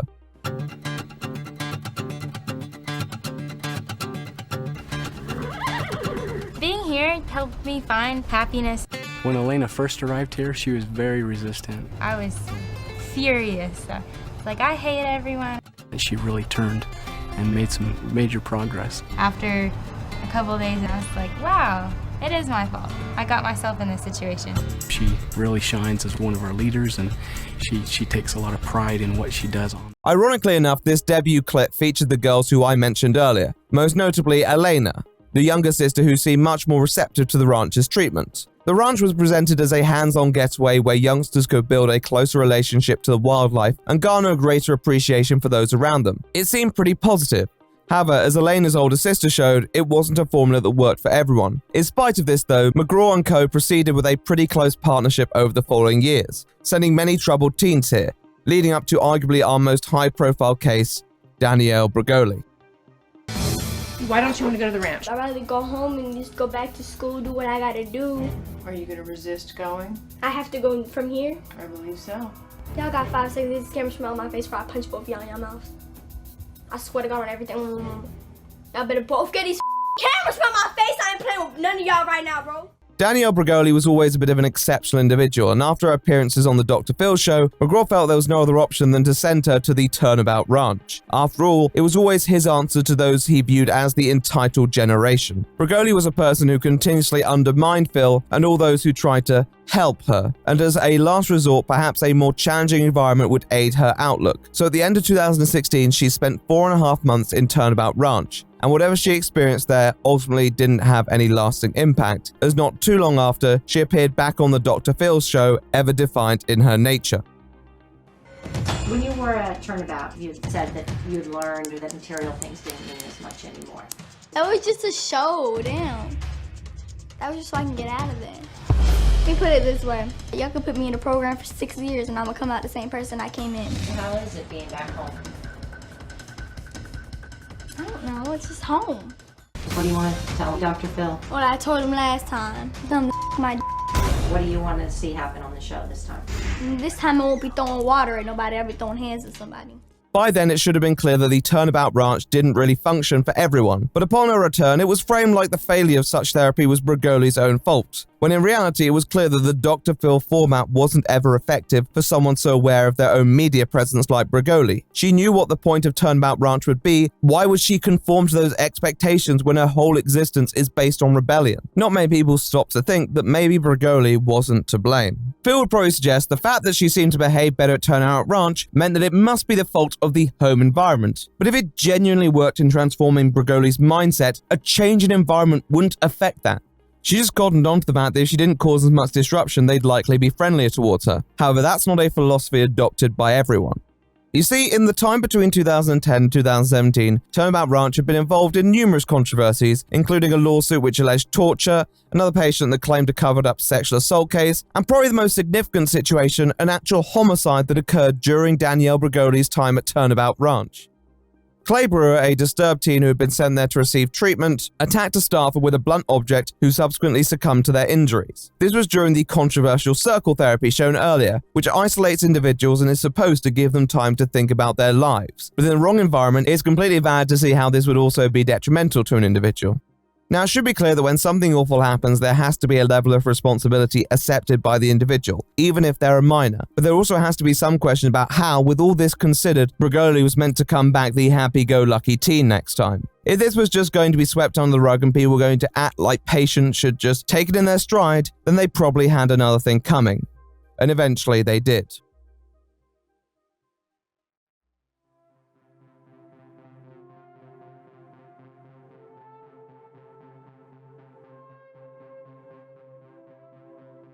The 21st century definitely prompted us to take a different perspective on talk shows in general, and the tabloid genre was no exception, especially given that it often generated the most controversy out of any form of that entertainment. I've heard some crazy stories over the years, but one topic that keeps me scratching my head is when women fake being pregnant. Okay, so this is Shane, and he says gay people are disgusting and weak. Right here, we've got Greg. Greg says that he is terrified of gay people. Even in the early days of the genre, incidents had occurred that raised questions about the ethics of this content, most notably in 1995, when on an episode of the Jenny Jones show, Scott Amateur, a gay man, had expressed love for their male friend Jonathan Schmitz. While this confession was seemingly brushed off at first by the male friend, 3 days later, Amateur died at the hands of him. Lawsuits and interviews subsequently revealed that the producers of the show had misled Schmitz into thinking that his admirer was a woman, while being aware of his history of mental disturbance and alcohol/substance abuse. Although not solely responsible for Amateur's death, there was little doubt that the actions of the show provoked a tragedy while disregarding a culture that was still very hostile towards people of differing sexual preferences. It was clear that when dealing with such sensitive topics, there was a lack of diplomacy in the pursuit for ratings, and this could easily have negative consequences. Nonetheless, this also worked to the genre's advantage, as it purported to show the uglier side of humanity. Therefore, certain incidents were going to be inevitable. Whether it was even fair to show these in the first place is a question that I'll get to later.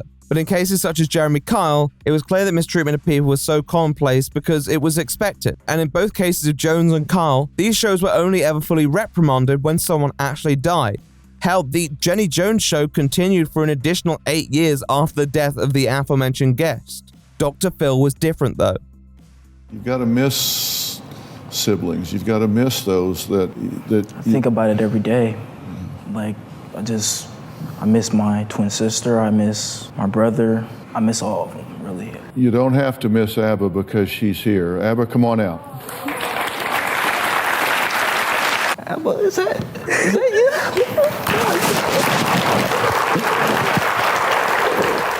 Although he wasn't afraid to tackle the tough subjects, he still did it with the narrative of helping and supporting these people who he knew, as a professional, were still encountering some form of struggle regardless of what they may have done. Therefore, in spite of the space that he operated in, Dr. Phil still had a reputation to uphold, and as someone who had been under fire for the past few years and embroiled in lawsuits, this was certainly going to be a challenge. The era that we live in is also quite different to that of 1995. The online world definitely enabled an interconnectivity that allowed people to spread their messages more effectively, and by establishing himself as an online presence thanks to the help of platforms like YouTube and those who existed there, he also opened himself up to criticism from the platform, and by 2021 it had long been brewing. The thing about YouTube is that it's a two-way street. If you have a public spat or altercation where you platform that person, there are very few plugs that can be pulled on another person's ability to broadcast publicly, and you could very easily provide them a platform through your own actions. This was exactly the case with Danielle Bregoli, who by 2021 went by the name of Bad Baby and was well known outside of YouTube. However, in April she returned to the platform that immortalized her with the intent on presenting our esteemed TV host with an ultimatum. So, Dr. Phil, I'm going to give you from now till April 5th to issue an apology, not only to me, but to Hannah and any other child that you sent to Turnabout or any other program like this. And if you don't, I'm gonna handle things my way. Somewhere in the middle of August, I went on the Dr. Phil show, and my mom and my grandma knew they were sending me here. I didn't know I was going. I went school shopping right before because the school was supposed to start when I got home from LA from doing the show. So part of the whole Dr. Phil show is they send these kids to either Turnabout or these other programs that are also in Utah, but they're all wilderness programs and they're all fucked up. This video not only called out the modus operandi of the show, but also the treatment at Turnabout Ranch and the supposed therapy that they received there.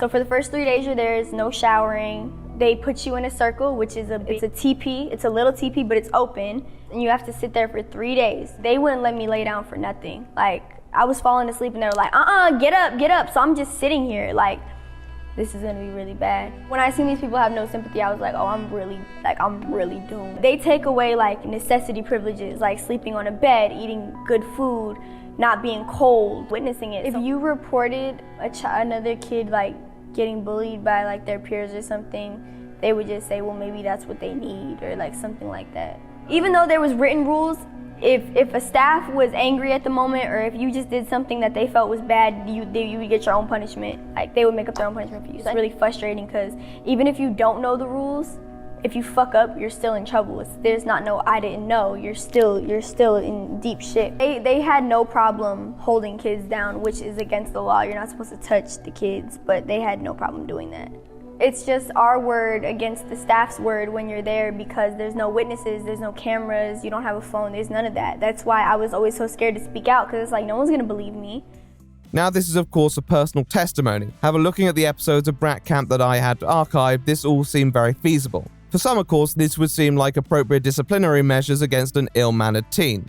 However, this was also never really explained on Dr. Phil, and as a matter of fact, whenever discussing Turnabout Ranch, footage would always be shown of an activity more wholesome, such as horse riding.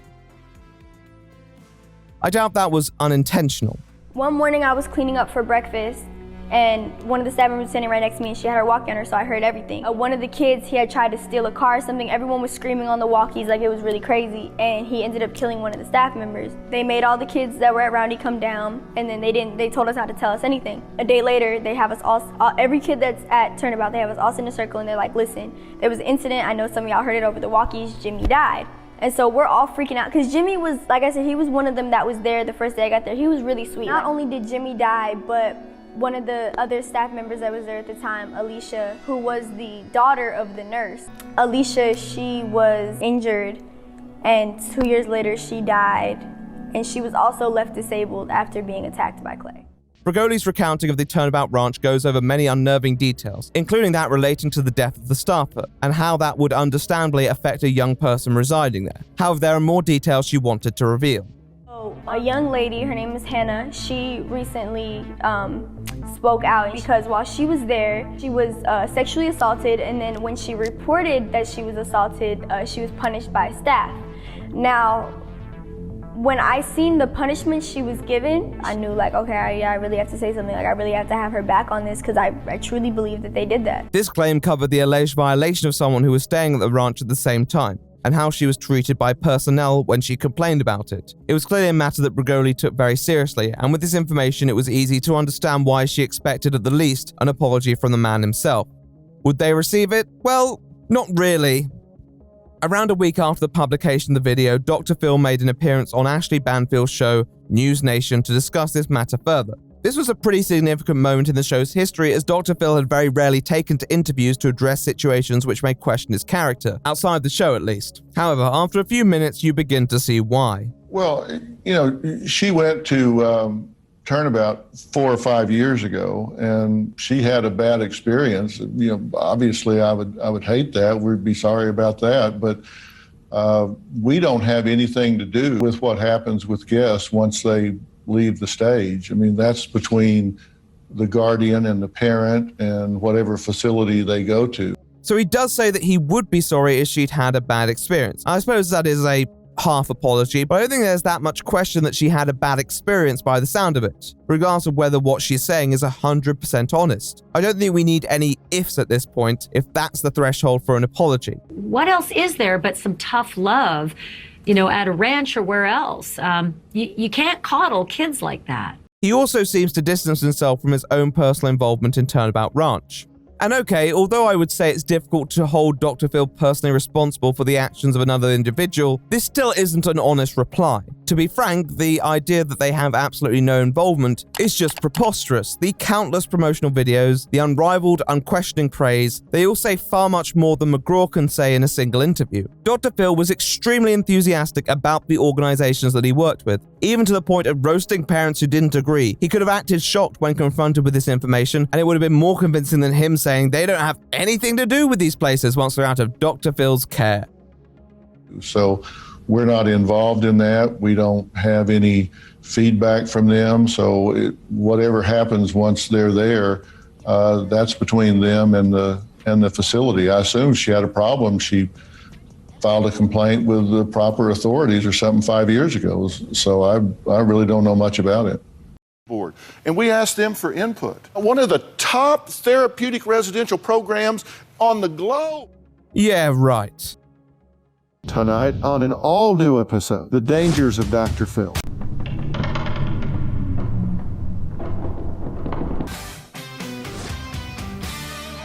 Legal. Edited by Landbob. A few months after the video and the subsequent Dr. Phil interview, it was announced that the victim of the violation that Brogoli had spoken about, Hannah Archuleta, was initiating a lawsuit against Dr. Phil and their collaborating studios for the participation in sending children to Turnabout Ranch, or supposedly being aware of the many controversies that the center had been involved in since the early 2010s.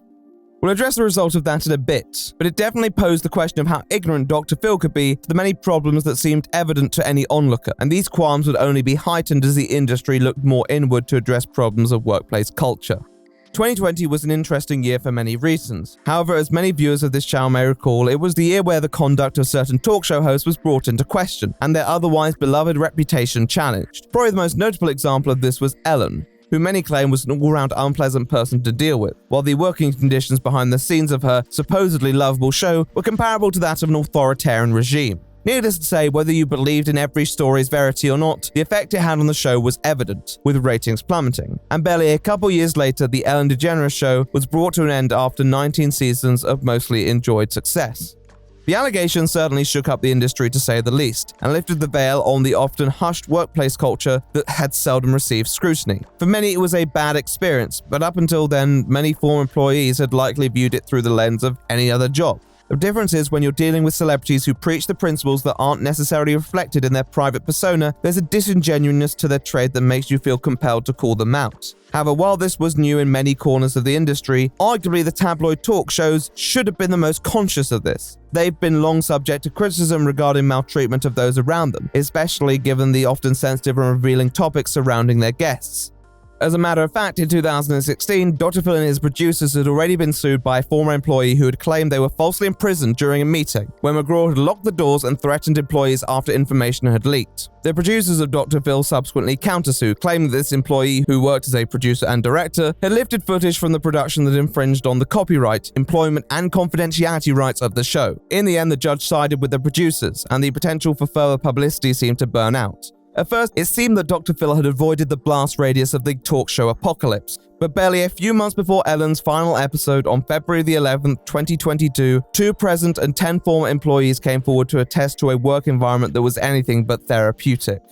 In many ways, the allegations against the Dr. Phil show followed a similar narrative to those that had sunk Ellen a couple years before. Although employees on the article did not directly witness McGraw berating or abusing employees, many of the producers acted tyrannically towards those working on the show, engaging in behavior that caused serious upset and discomfort. With how systemic and widespread the problem was in the workplace, many found it difficult to believe that an accomplished, observant psychologist and TV host would merely be ignorant to these incidents, with one being quoted as saying, "How can he not know?"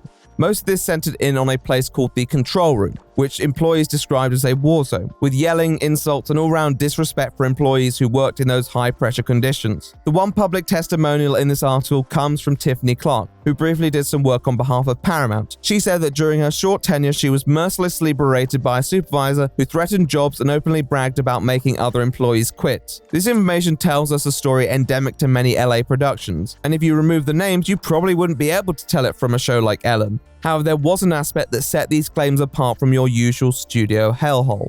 Now, as we noted, there are multiple testimonies that assert that the show subtly nudged guests towards problematic behavior that may be connected with the struggles they were encountering, nearly all of whom are from the guests themselves and their relatives. However, in this case, the employees appear to back up these claims, with multiple stories regarding the instruction they received when handling the show's participants. These included being encouraged to perpetuate racial stereotypes, not being properly equipped to deal with mentally vulnerable guests, and even one case where an employee claims they were directed to make sure a guest did not take their medication before going on stage. Former members of staff also say they were advised to manipulate and befriend guests in an attempt to obtain bookings for the show, while profiling them on a variety of fronts. This is partially substantiated by an excerpt from an email that commends workers for convincing guests that they're trusted confidants, but reminding them to keep their distance, as said guests will likely throw them under the bus. Not the sort of sympathetic outlook on guests that you'd expect from Dr. Phil. By this time, such claims of workplace misconduct were becoming more and more pervasive, and for such an environment, maybe that wasn't surprising. It seems to be a deeply ingrained cultural issue. However, the one aspect that should always be prioritized in this sort of show is the safety of guests, who genuinely need help above anything else, something that Dr. Phil has always publicly preached. This didn't appear to be a cultural misstep, this seemed to be intentional, and for that there were much more serious ramifications.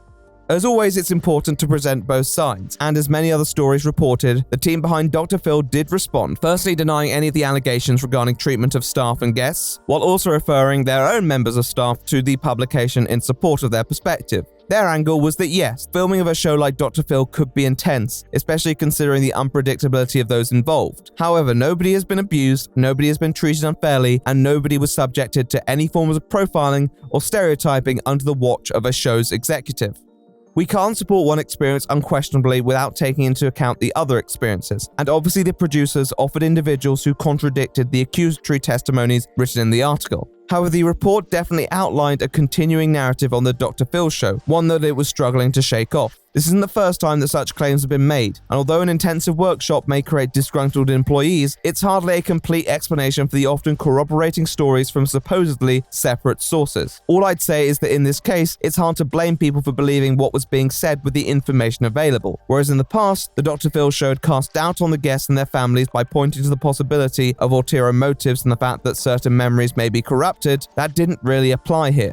To be frank, there wasn't a copious amount of new evidence being presented, but these claims were substantiated by what was already publicly available to viewers, and only added an additional layer of credibility to the criticisms being leveled against the Dr. Phil crew. But could it tell us anything about the man himself?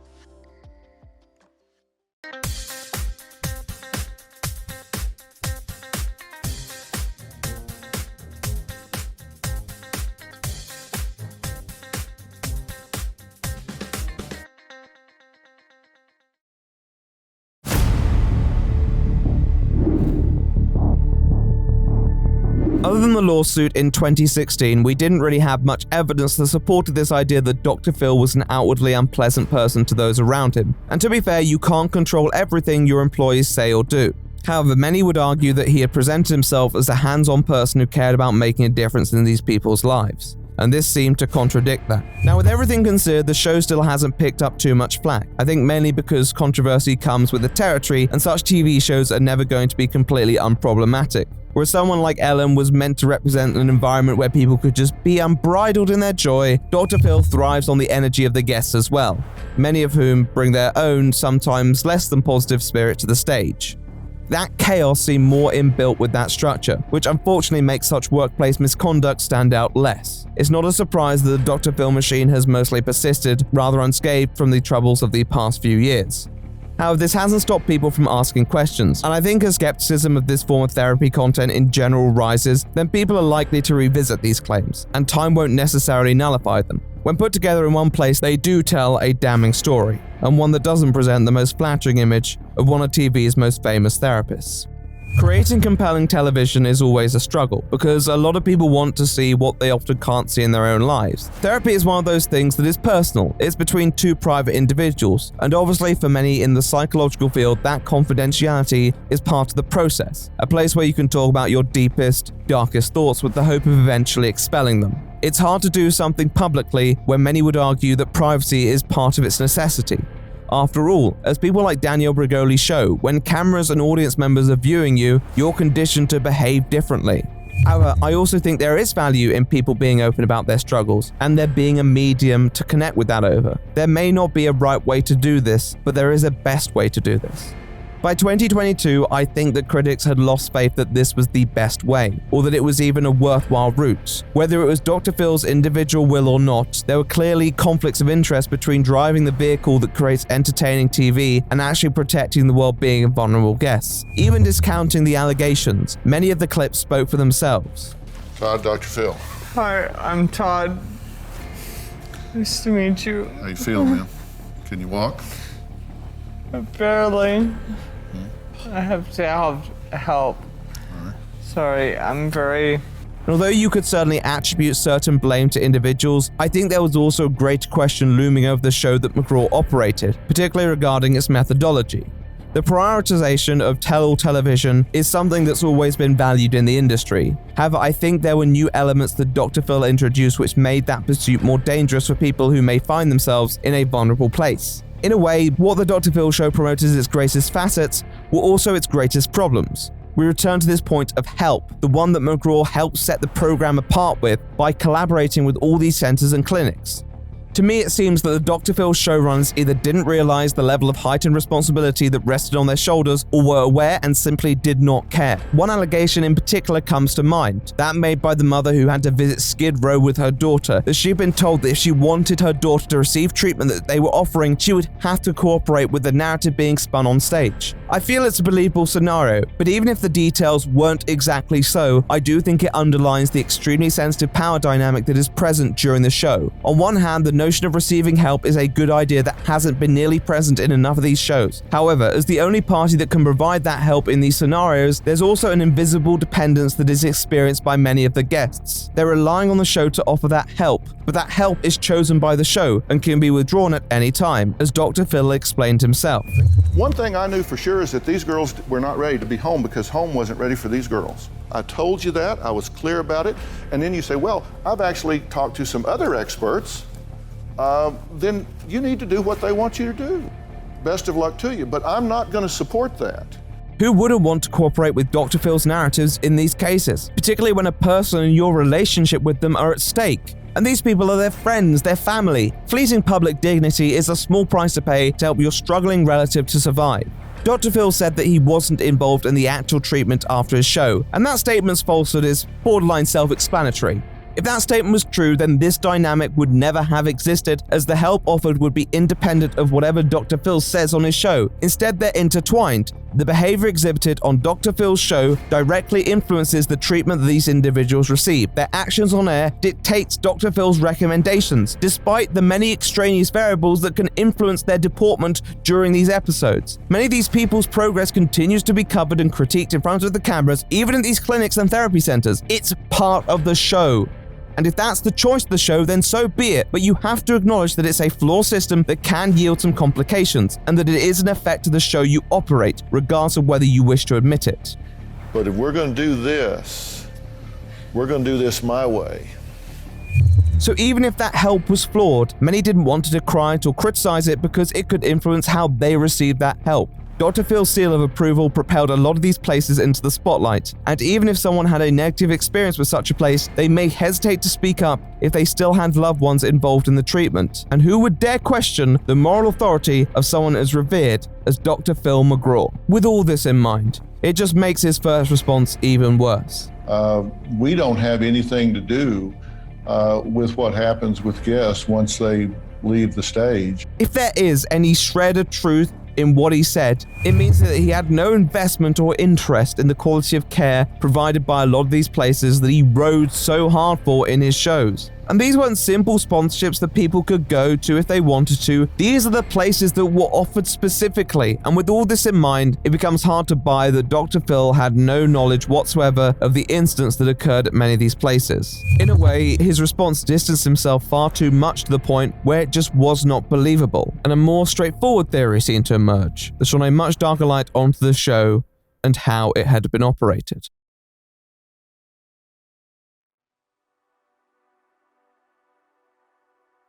Amongst a quagmire of other shows in the genre that regularly sought to put guests on the spot regarding private affairs, indiscretions, and matters that only really served as entertainment for the baying crowds, Dr. Phil stood out to many, a beacon in how topics could be tackled on television. Thanks to his skills, McGraw was often able to navigate topics and address guests in ways that appeared fair and astute. The pursuit of perfection is in and of itself a flawed pursuit because there is no perfection. You know that. Nothing can ever get straight enough, perfect enough, clean enough, right enough. Because if it is, you've got to go back and check it, right?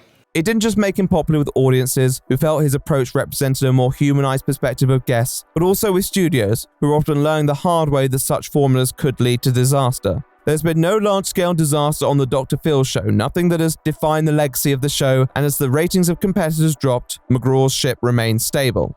The lack of emotional provocation directly from Dr. Phil often meant that people really couldn't do much with actual legal complaints. Whatever happened couldn't directly be linked back to an appearance on Dr. Phil. It's not illegal to have guests after all. There has to be some level of personal responsibility, something that Dr. Phil has always preached. In a lot of tabloid talk shows, their format enabled responsibility for any misconduct to be assigned to the producers and the host, because of their language and behavior that may have affected the actions of these guests.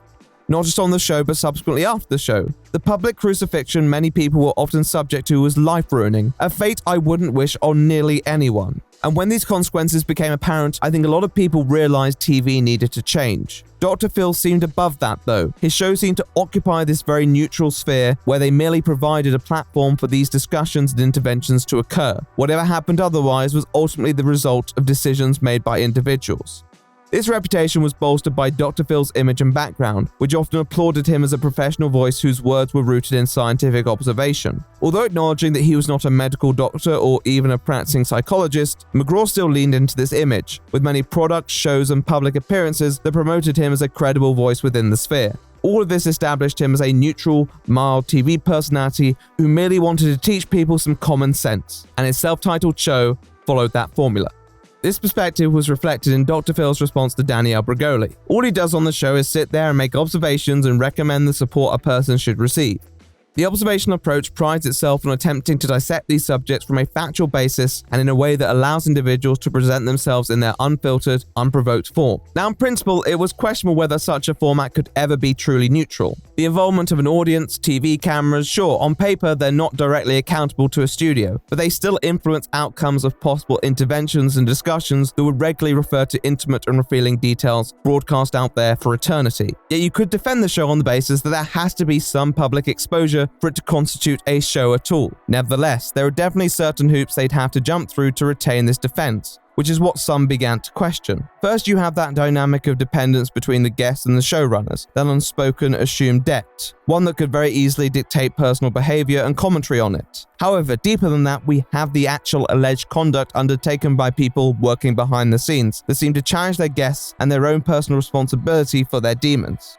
As it's been preached, personal responsibility was extremely important, and as far as we know, the crew of Dr. Phil never forced any guest's hand in their actions. However, on multiple occasions, the Dr. Phil show appeared to be more orchestrated than those behind it were prepared to admit. Their behavior in attempting to make TV more engaging seemed to amount to nudging certain guests towards detrimental actions, not safeguarding vulnerable individuals properly, and prioritizing their business deals and spicy stories over the actual well-being and autonomy of some of those who they covered. Each allegation seemed to tell the same story, that although there seemed to be no active sabotage conducted by producers, they pushed the responsibility of difficult decisions onto distressed guests to generate conflict, which would then be touched on by the surly host, who would hold them accountable. I have no excuse. I didn't want her to withdraw. I know that we did try and take her to the hospital, and she ended up leaving.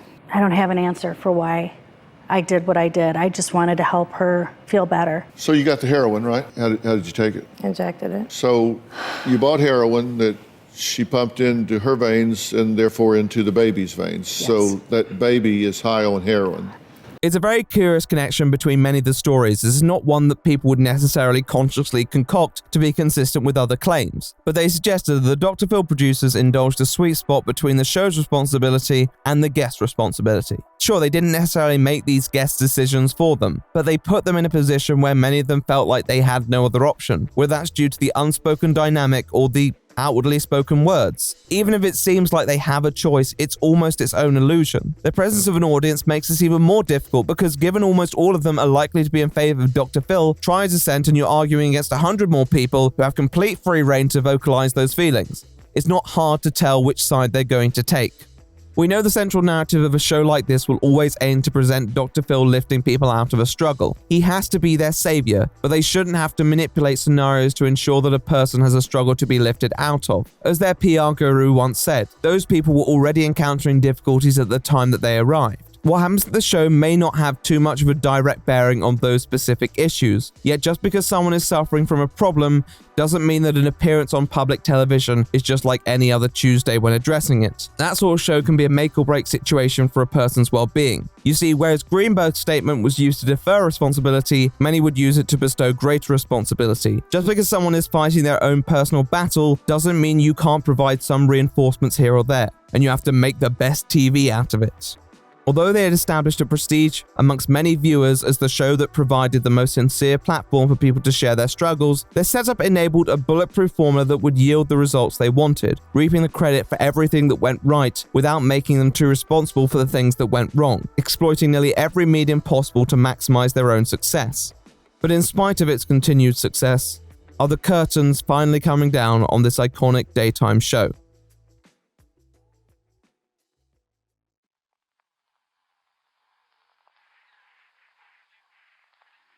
The year is 2022, and Dr. Phil has been up and running for 20 seasons. It has outlasted nearly every tabloid talk show, a majority of normal talk shows, including Oprah, and still pulls significant viewership. He must have done something right. Well, in many ways, Dr. Phil achieved a feat unrivaled by nearly every other daytime show. Regardless of when or how it ends, it will have irrevocably changed many people's lives, for better and sometimes for worse. McGraw has influenced multiple generations of people on how they may approach the topics of mental health and many other sensitive subjects surrounding the matter, which is probably why people find the show such a hotbed for modern-day discussion. It's influenced how people seek help, put a face on a lot of unknown conditions, and platformed important discussions that were often considered too taboo for mainstream television. I just want it to stop. I want to be able to get along with him. I do love him with my whole heart. Then he needs to be worthy of that. And treating you with dignity and respect is an entry-level beginning. There's no doubt that many of those subjects covered by Dr. Phil will remain relevant for decades to come, but will the man himself be at the forefront of it? With all that's been discussed today, I'm not entirely sure.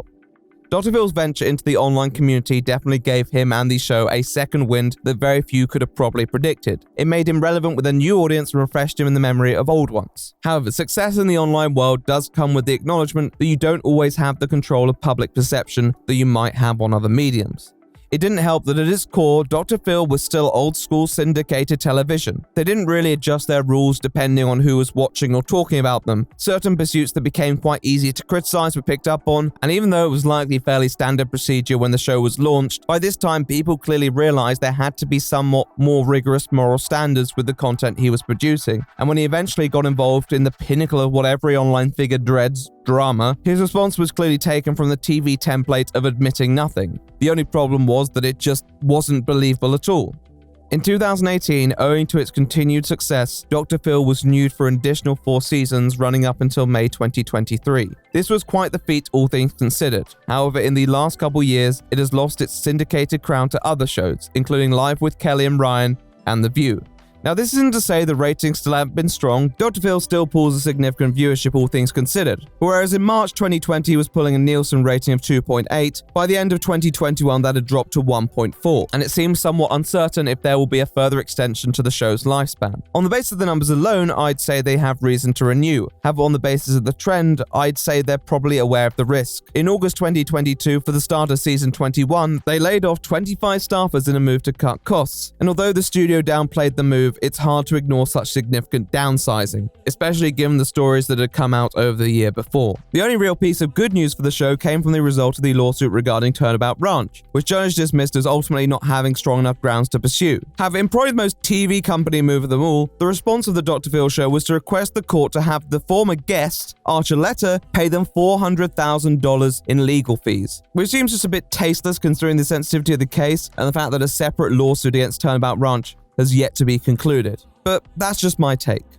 I could point towards one specific story and say that it was the straw that broke the camel's back, but really I think it's just a result of gradual attrition, a formula being worn to the bone, and people finally realizing it wasn't the TV that it claimed to be. I think that back in the day, when it was competing with shows that regularly skewered their guests and made the grandest spectacle of each situation, Dr. Phil could be that more humane alternative. With the rise of the internet and Dr. Phil's own participation in it, they found themselves out of step with more refined documentaries and psychological analyses of situations by accredited experts who treat these topics with much more reverence than Dr. Phil ever did.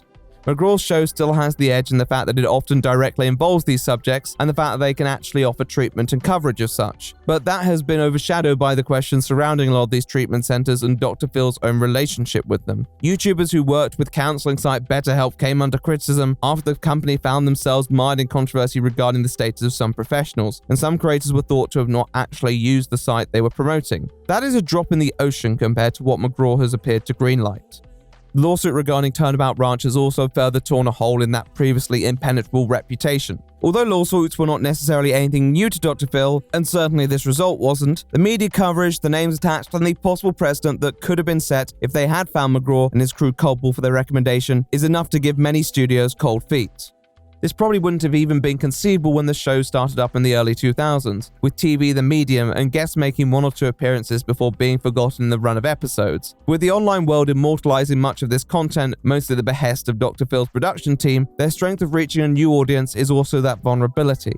Like a lot of TV shows and even media in general, Dr. Phil was ahead of its time when it made its debut, but has fallen behind the evolving zeitgeist as the years have passed, and it seems too resistant to the change it would need to undertake to overcome that. Maybe Phil's format just wasn't capable of something more human. Or maybe it was, but wasn't prepared to make that change. I believe I can bring him really quality help, and I think he can respond to that. And I think he probably will. In principle, I don't think it would be completely impossible to overhaul the current system in place. However, I think the issue is that when a show becomes so established over a long period of time, it digs its roots in, which makes it very difficult for certain changes to be effected. The additional problem is that your remaining audience may only be comfortable with your current format, so even if your numbers are down currently, you still risk distancing the loyal viewers by completely renovating the show that so many of those viewers have come to appreciate. But is it radical to ask for a bit more humanity? Arguably, much of what we discussed today wouldn't necessarily require that many adjustments, just a heightened sensitivity and improved safeguarding. However, even that may be a bit too much for a show that at its core still thrived on the drama that it superficially seemed to seek distance from. And to be brutally honest, maybe that's what people wanted.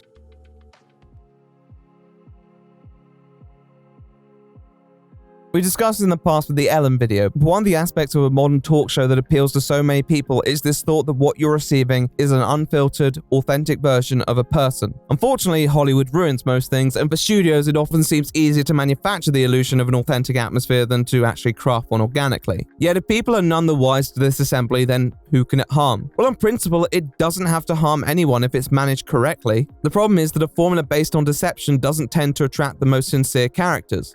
And when you're dealing with topics like mental health, there tends to be more at stake. You can't blame audiences for only seeing what they want to see, because in truth they often only see what the TV producers want to see. But anything catered to being more realistic would probably undermine the studio's version of how authentic such TV shows should appear. Every show has an angle because it's what sells. Dr. Phil was often presented as a selfless endeavor, an altruistic drive to help people beat their demons and get their lives back on track. Finally, a format for a show based around the needs of a guest. However, I think over time it became clear to audiences that it wasn't exactly about helping. It was more about people believing you're helping. We've already addressed how cameras affect the guests on the show, but the cameras also affect Dr. Phil. And when they were rolling, people received a seemingly measured and earnest persona, but a persona nonetheless. This was a one-man franchise. Anything that threatened that image was quickly dispatched of. Good morning to you, Ty. Hey, bump fights, baby. Is that a wig you're wearing? No, real hair. Real hair. Just curious, because I understand you're not using your real name, and I wonder why that is. Well, no, Ty Beast is my real name. I'm a film student out of USC, and it took 3 years to put together the footage for the bump fights, and now it's out. And now the police come calling. Well, I'm not worried about it. I don't think I've done anything wrong. It's been a long video, but I do have one more story for you. Yes, an incident that has acquired internet fame allegedly involving the creator of bum fights, Ty Beeson, is often pointed to by critics as a perfect example of what we're discussing today. Now, I have to warn you, some of this footage that you're about to see is clearly inappropriate for young viewers. Please ask your children to leave the room. And I'm serious, you really don't want your kids watching this, and it's not going to be fun for you to see it. But we have to be aware of what's floating around out there and what our kids have access to. Bum Fights is a rather grim series of films designed to exploit homeless people by making them participate in often quite dangerous antics, and so it made sense that they would be subject to criticism from someone like McGraw, who would obviously find such content abhorrent on the grounds of its inhumanity. This seemed like the perfect opportunity to pick someone apart for their actions. And yet, I've made multi-millions off the Bum Fights video series. I'm not surprised at my success. It's a sick world. Stop the tape. Stop the tape. I don't want to talk to you. Why not? That's despicable. I don't want to talk to you. You can go. I just watched that footage, and that is absolutely despicable, and I refuse to publicize that. In the moment, it seemed that McGraw, so roused by the content he watched, had made an active decision to not indulge this heartless troll. A harrowing moment of principle from the doctor himself. He credits this stance as it's a matter that is clearly very personal to him, as he said he has been homeless too. Yet, he's interviewed worse people, hasn't he? I mean, what is so exceptional about this guy? If you think I exploit people, every time you bring a guest on this show, you exploit them and spread whatever problems they have to the whole world. You think that's helping them? Yeah, keep telling yourself that. You can go. Well, you see, he's dressed in rather interesting attire. You could go as far to say him and Dr. Phil have practically matching suits. As that clip just illustrated, it wasn't done without purpose. As a matter of fact, it seems Beeson wanted to take the opportunity to make a "you and I ain't so different" type speech. Now, I would say that Bum Fights is somewhat worse than Dr. Phil on the basis of its premise, and I think McGraw could have made that case for himself. But clearly anticipating that it's an argument he does not want to have, he pulls the plug on the interview. Now, this isn't exactly an admission that Beeson is in fact correct, but for a man who is so sure-footed on the narratives he propounds and the judgments he makes on other people, you'd think he'd be at least able to stand up for himself. And yet he can't even answer as the creator of one of the most philistine forms of modern media. If it truly was a matter that caused McGraw to feel so strongly to the point where he didn't want to give this guy the time of day, he shouldn't have let him on the show in the first place. Dismissing the guy when he was actively there before he could even say anything was probably the most cowardly thing to do. Phil saw this guy coming and realized it wasn't going to be your usual dunking. If it was truly about the people that Dr. Phil sought to help or address, he would have no reservations going toe-to-toe with some of the most questionable figures in modern culture. like a lot of the old talk show hosts from the 60s, but it's always a question of control for McGraw, and they can't afford an episode which even makes him look remotely out of his depth. There has to be a predictability about how these guests are going to behave so that McGraw can assert control over the situation, so that if they concur with him, they're engaging positively with his narrative, or if they are so bold to try and detract from them, the show has a way to discredit what they say, whether they're young, intoxicated, or just mentally unstable. The last part I requested more humanity, but humanity is a two-way street, and to require more humanity from the show would require more humanity from Dr. Phil, and I think it's just too much to ask from a show that has prided itself on having a superhuman host. After all, he's just a little sensitive. It's the love story of the century, but you've never physically met. No, sir. And y'all can laugh at me. Fine. I will be your spectacle. I will be your laughing spectacle. You can all laugh at me. It's Well, fine. you know what? I think we're just going to shut this down because I'm not into all this melodrama and you playing the victim and everything. So you're saying the audience is making a spectacle out of you. That's not what I'm about. That's not what I do. I had you come here to help you, and you're saying people are ridiculing, making fun of you. You're going to be a spectacle. I don't want to be any part of that. I used the word Messiah earlier, and I 100% meant it. Dr. Phil's show is structured off making the title character seem like that savior at any and all costs, that he is right. But the truth is that nobody, not even a therapist, can fulfill that image. And any show that provides that impression is not being honest with its guests or its audience. The problem is that when you successfully sell that image, not only are you selling an unrealistic expectation of therapy to millions of people, you aren't creating a fair environment for a struggling guest to actually find the support they need. It means that any actual treatment doesn't have to be catered to the individual, more to a show's agenda. And if it doesn't work, you can push responsibility onto the guest for not being receptive enough. It's the Seymour Skinner complex of asking whether your form of therapy didn't work and then concluding that it must be the patient who's wrong. It's built off this idea purported to audiences that it's Dr. Phil offering a service to these people, when in reality, it's quite the opposite. This has just gone in a really bad direction. I'm going to talk with Jasmine. I'm going to talk with your mother, and I'm just going to let you head on home and go because I'm not going to play. Is there anything I can say to fix this? I'm so sorry. No, all of this melodrama about ridiculing the audience and they can laugh at you and all that. I don't play those kind of games. You're very manipulative, and I'm not interested in all of that. Although there would be no show without cameras and no narrative without the producers, there would be no Dr. Phil without the guests. They provide the show with years of timeless stories and harrowing accounts, receiving very little from it in return. Their benefit, the hope for recovery, which really should be provided regardless of financial incentive, is the least they deserved. And sometimes that wasn't even viable. There are so many people, famous celebrities, enshrined through the lens of modern media who could be picked out at their weakest point and put under that Dr. Phil microscope. And the man himself is no exception.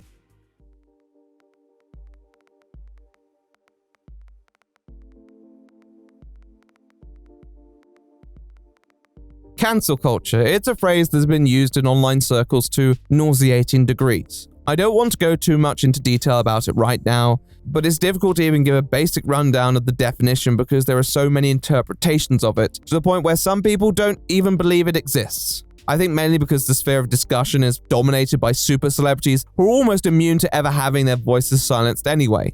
However, our good friend Dr. Phil McGraw has been an outspoken critic of it, appearing on interviews to call out the harmfulness of the culture. But speaking is one thing. Does his show reflect that philosophy?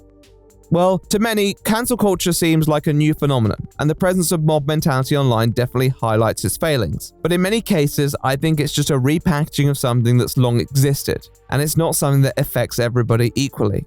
We are in a bubble. We don't want to talk to anyone that doesn't agree with our thinking. And if someone says something that is offensive to our sensibilities, then people go on the attack, and they may choose a wrong word.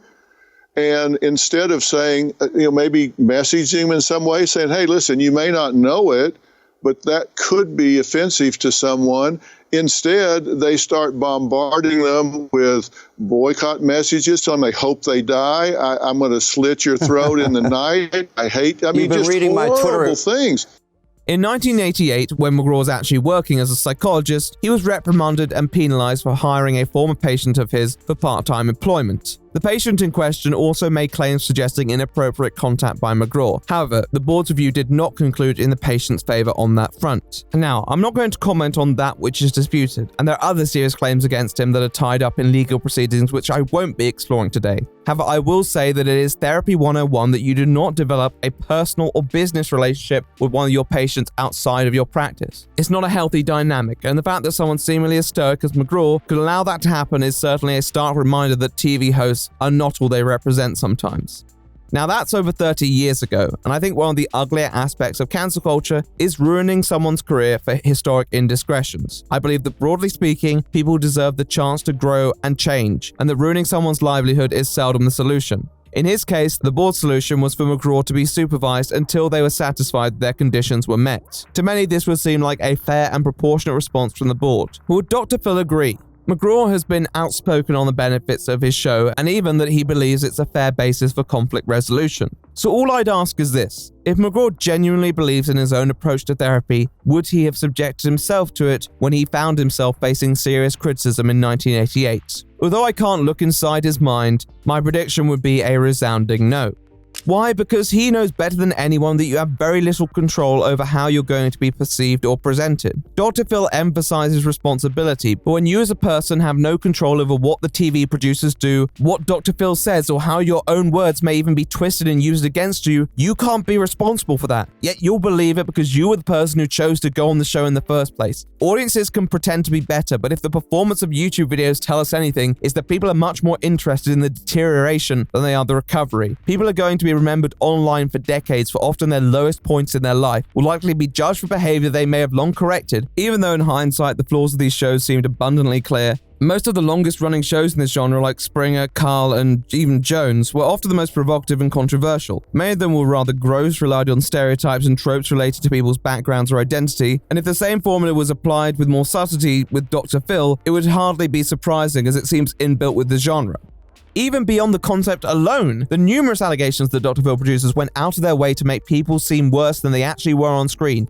Isn't that the core of said culture that McGraw would decry in interviews? You see, although I think in many ways provocative hosts were likely detrimental to guests during their TV appearances, it at least gave audiences some idea of how responsibility can be shared in these situations. I don't think most people are emotionally unintelligent. I think they can recognize when a frenzied situation arises, and it's hard to control. Dr. Phil, on the other hand, built a brand off being the reasonable guy, and it's ingenious optics really, because I think in appearing measured and reasonable, he succeeds in making his guests, who are often put on the spot, look much rather like the opposite. And if the allegations are true, then in many ways they were much more insidious in their technique than many other hosts who were outwardly, on the surface, more objectionable. Everyone looks at social media as the sole cause of cancellation, but TV has been cancelling people for decades, whether that be their social standing amongst their peers or the lives that have been lost due to it. It's happened to high-profile people who have been forgotten, and low-profile people who, as far as most of us know, never existed. The internet certainly amplifies elements of it, and it's not healthy, but a lot of people have been looking down on these people struggling before the internet ever began to have any sort of influence in these people's lives. The only way you can come out a winner in the eyes of the audience is if you cooperate with a show's narrative and let the help they offer change you for the better. Places like Turnabout. It's not authentic though, and some people will fall at that hurdle. It's not their fault that an aggressive form of therapy wasn't for them, but the show will sure make it seem like it. Framing is everything. We live in an era where people seem to empathize more with fictional characters than real people because of it. TV series like Barry or Better Call Saul are far superior psychological analyses of complex characters. And sure, it's hard to find people like that for a tabloid talk show, and you might not want to. But when there are shows that contextualize mass murderers and the literal devil better than you can a drug-addicted teen, then maybe you're doing something wrong. And once these people are off your show, they can do very little to change that image in an industry that favors large companies with lawyers on retainer. Everyone's an actor when they know a camera's on. Bailey, how are you? Not good. Yeah, why is that? I was told that y'all brought someone here that I explicitly said not to bring. Yeah, who's that? My biological mother. Would you like to leave? Because you can certainly leave, because nobody tells me who to put on my show, including you. Times are changing though. Gone are the Beeson days where you'd be thrown off or torn apart if you had anything to say against McGraw. People who have been subject to grilling on these shows are finding themselves with a greater platform to finally express their own perspectives, ones that would never have been broadcast elsewhere because they didn't fit the narrative. People like Brigoli, whose case would have otherwise been lost to the sands of time, have been able to use their former notoriety to actually amplify their own voice in discussing their experience on the show, and the subsequent treatment they were subjected to. Someone like commentators followed suit. YouTuber Jacko has released a very compelling set of videos covering many of these scandals, which I definitely recommend, with further strong contributions coming from many corners of the internet. It's very valiant for Dr. Phil to start discussing cancel culture now in the way that he has, but one can't help thinking where this discussion was when he was publicly roasting parents for not raising children as he thought they should in front of millions of viewers, and roasting those children too. I don't know what he thinks is so different about the online world that makes his cause specifically so righteous. Well, guys, it's time for you each to take responsibility for what part of this you own. And Diane, you're blaming Ron, and Ron, you're blaming Diane. But let me assure you, nobody is responsible for your feelings and your actions but yourself. It's ironic, what could prove to be the Achilles heel of Dr. Phil may be the very responsibility that McGraw has continuously advocated for. Once again, one can't help wonder what he would say to himself now if he was a guest on his own show. So I guess I'll say it to him. Yes, cancel culture is real and can genuinely harm decent people trying to better themselves. I'm glad you care about it. But it's a culture that everyone, yourself included, has participated in at some point in their lives. Suddenly taking an interest when people have become capable of calling you out seems a bit too coincidental. I know it's a trending topic right now, and obviously the phrase has helped amplify the discussion surrounding it. But most of Phil's discourse centers around people who clearly haven't been cancelled, alongside interviews with pop culture and political loudmouths who use these narratives to actually increase their influence. I can't believe how my fellow liberals are behaving. What is liberal about cancelling everybody and anything that you don't happen to agree with? It's a complete nonsense. Listen, there's been attempts to cancel me before cancel culture was a thing. I'm an outspoken conservative. That's something that I'm used to. A lot of large celebrities seem to conflate ordinary people having a platform to respond to them, maybe sometimes rather unpleasantly, with actual threats to their careers, when in many cases they'll never experience that. There are examples where shows and institutes have been pressured to drop certain public figures, and those reasons have been tenuous or driven by personal vendettas. I have never agreed with that, and I am broadly a free speech person, but even then, it seldom targets celebrities, often academics, smaller companies, those who can't actually afford to fight for themselves. Dr. Phil can. It's clear that he has, and it's clear that he will continue to. However, his takes on cancel culture aren't those of a psychologist, they're those of someone who simply isn't as untouchable as they previously were. But sometimes that is for the best. Just like the Psychology Board's verdict in 1988 wasn't cancel culture, neither is this.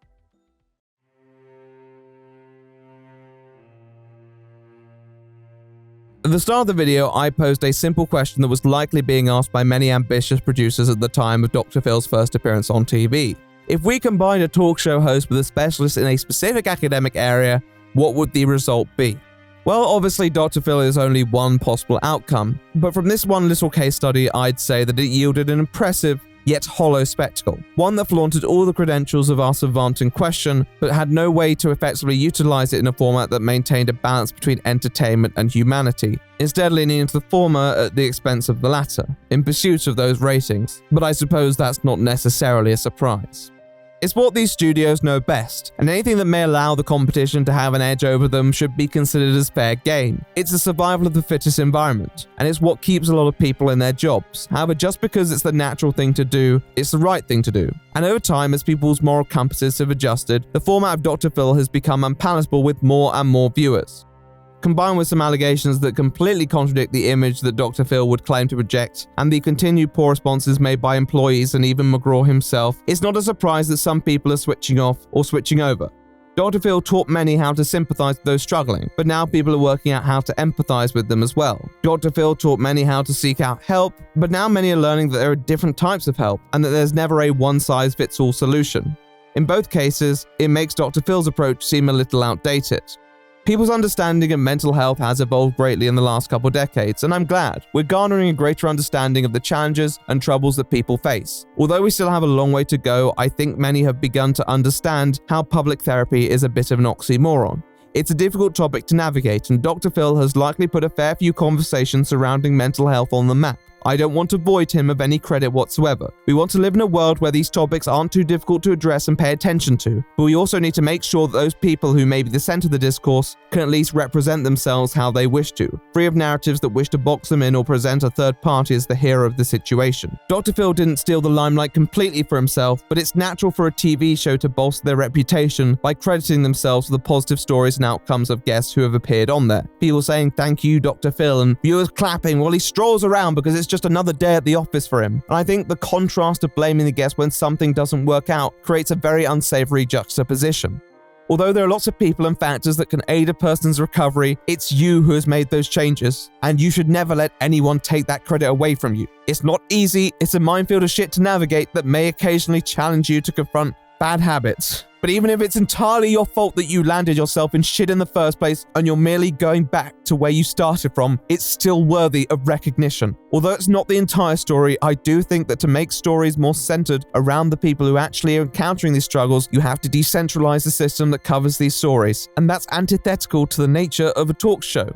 That's why I think Dr. Phil is probably too rigid to make that change, because they probably have to scrap the one thing that appealed to audiences in the first place, Dr. Phil himself. He's a knowledgeable and intelligent individual, but he's part of a system that has fallen behind what a lot of people are looking for. And how long he can retain his viewership amongst a manifestation of claims and lawsuits that seem to have greater media presence than ever is a question that will only be revealed with time. Maybe if Dr. Phil does come to an end, we will have some clarity on what happened behind the scenes from people who no longer have a commitment to the show. But who knows when that's going to happen? It's unclear what the future of the Dr. Phil show has in store, but whether it continues for another 20 years or isn't renewed past 2023, its legacy is definitely going to be the source of debate for time to come. However, there are some judgments that can be made. At its best, the producers of Dr. Phil didn't properly make sure their guests stayed in a safe place as they should have, and at their worst, they could have exposed guests to the very vices they were claiming to remedy, very possibly intentionally. Now, in most cases, Dr. Phil did provide care for people after their appearance, though there are obvious exceptions. However, is the help that comes after worth the humiliation and conflict that comes during? It's a question worth asking, particularly when that help was structured around its own business model, whether that meant shipping celebrities off to facilities in specific places or sending children to boarding schools or treatment centers in different states. Well, it's hard to believe that 21 years ago I made my very first appearance on The Oprah Show. And together we launched Dr. Phil in 2002. And it does sadden me in a way, because in watching a lot of episodes, I have seen the positive changes made by the show. I have seen people genuinely find the help they need. I have seen some really harrowing interviews with people who have been through hell. Dr. Phil isn't this universal negative, and I don't want to make it out to be that. But it is a product of an era that isn't as human as it needs to be. I said at the start that as preached on the show, the first step to making a change in your life is acknowledging responsibility, something that many of us have done, but something that many of these shows seem to be allergic to. Possibly for legal reasons, I don't know for sure. Maybe for that reason, they'll never evolve, but I do want to give some words of advice in the instance that that is something they're interested in.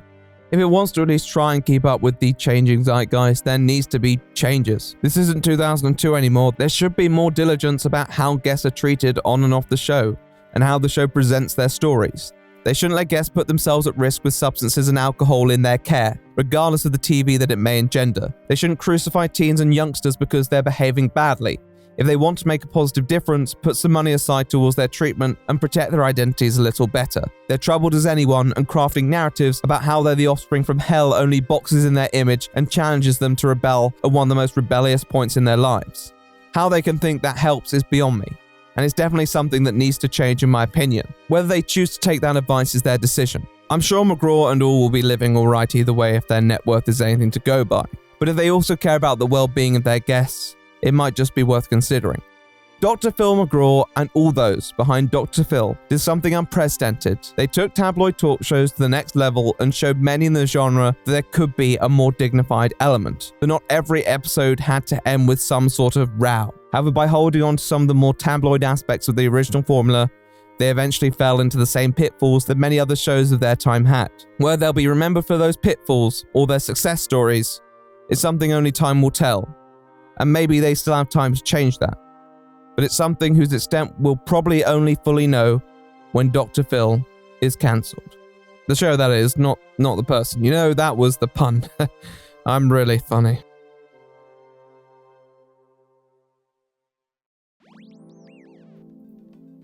So yeah, that was the video. Hope you enjoyed. Took a bit to come together, but did come together in the end, and that's what matters.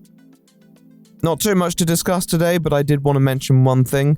Currently, we're doing a little charity thing on the merchandise website, selling some items. Obviously, Christmas is a lovely time for a lot of people, but not for everyone. My mother put some nice designs together, and we thought, why not? So with some of these charity drives, obviously there is the concern that others are taking a cut, and obviously there are costs for the production of the shirts. What I'm going to do is donate the difference so that how much you pay for the products is how much is being donated. And you get something for it as well, which may have some utility in your life. It's better than buying the new Lad Baby single. And for the Americans who do not understand that reference, ignorance is bliss, my friends. Ignorance is bliss. I'd also like to thank the editors. Credits will be in the pinned comment below. I said description last time, I'm not sure why. Had a bit of a moment. I also need to give a big thanks to the patrons. $10 patrons on screen right now. Big thanks to my $50 patrons, Hypercube, Esther Bedoya, Velarex, and Seri Tish. Thank you very much for your support. It means a lot. Also, big thanks to the artists whose work contributed to this video. Credits as well below in the pinned comment. If your art appears here, be sure to let me know. Thanks to vidIQ for sponsoring the video. It was genuinely great to work with them, as I did use their app as a smaller creator. Not too much else to add. Big thanks to Starfo for his work on the thumbnail, and Kojak to help put this video together and get it out in a timely fashion. Not sure what else I have to say. I hope you guys have a good festivities wherever you are and whatever you're going through. Take care, guys. Take care. Until then, I'll see you in the next one.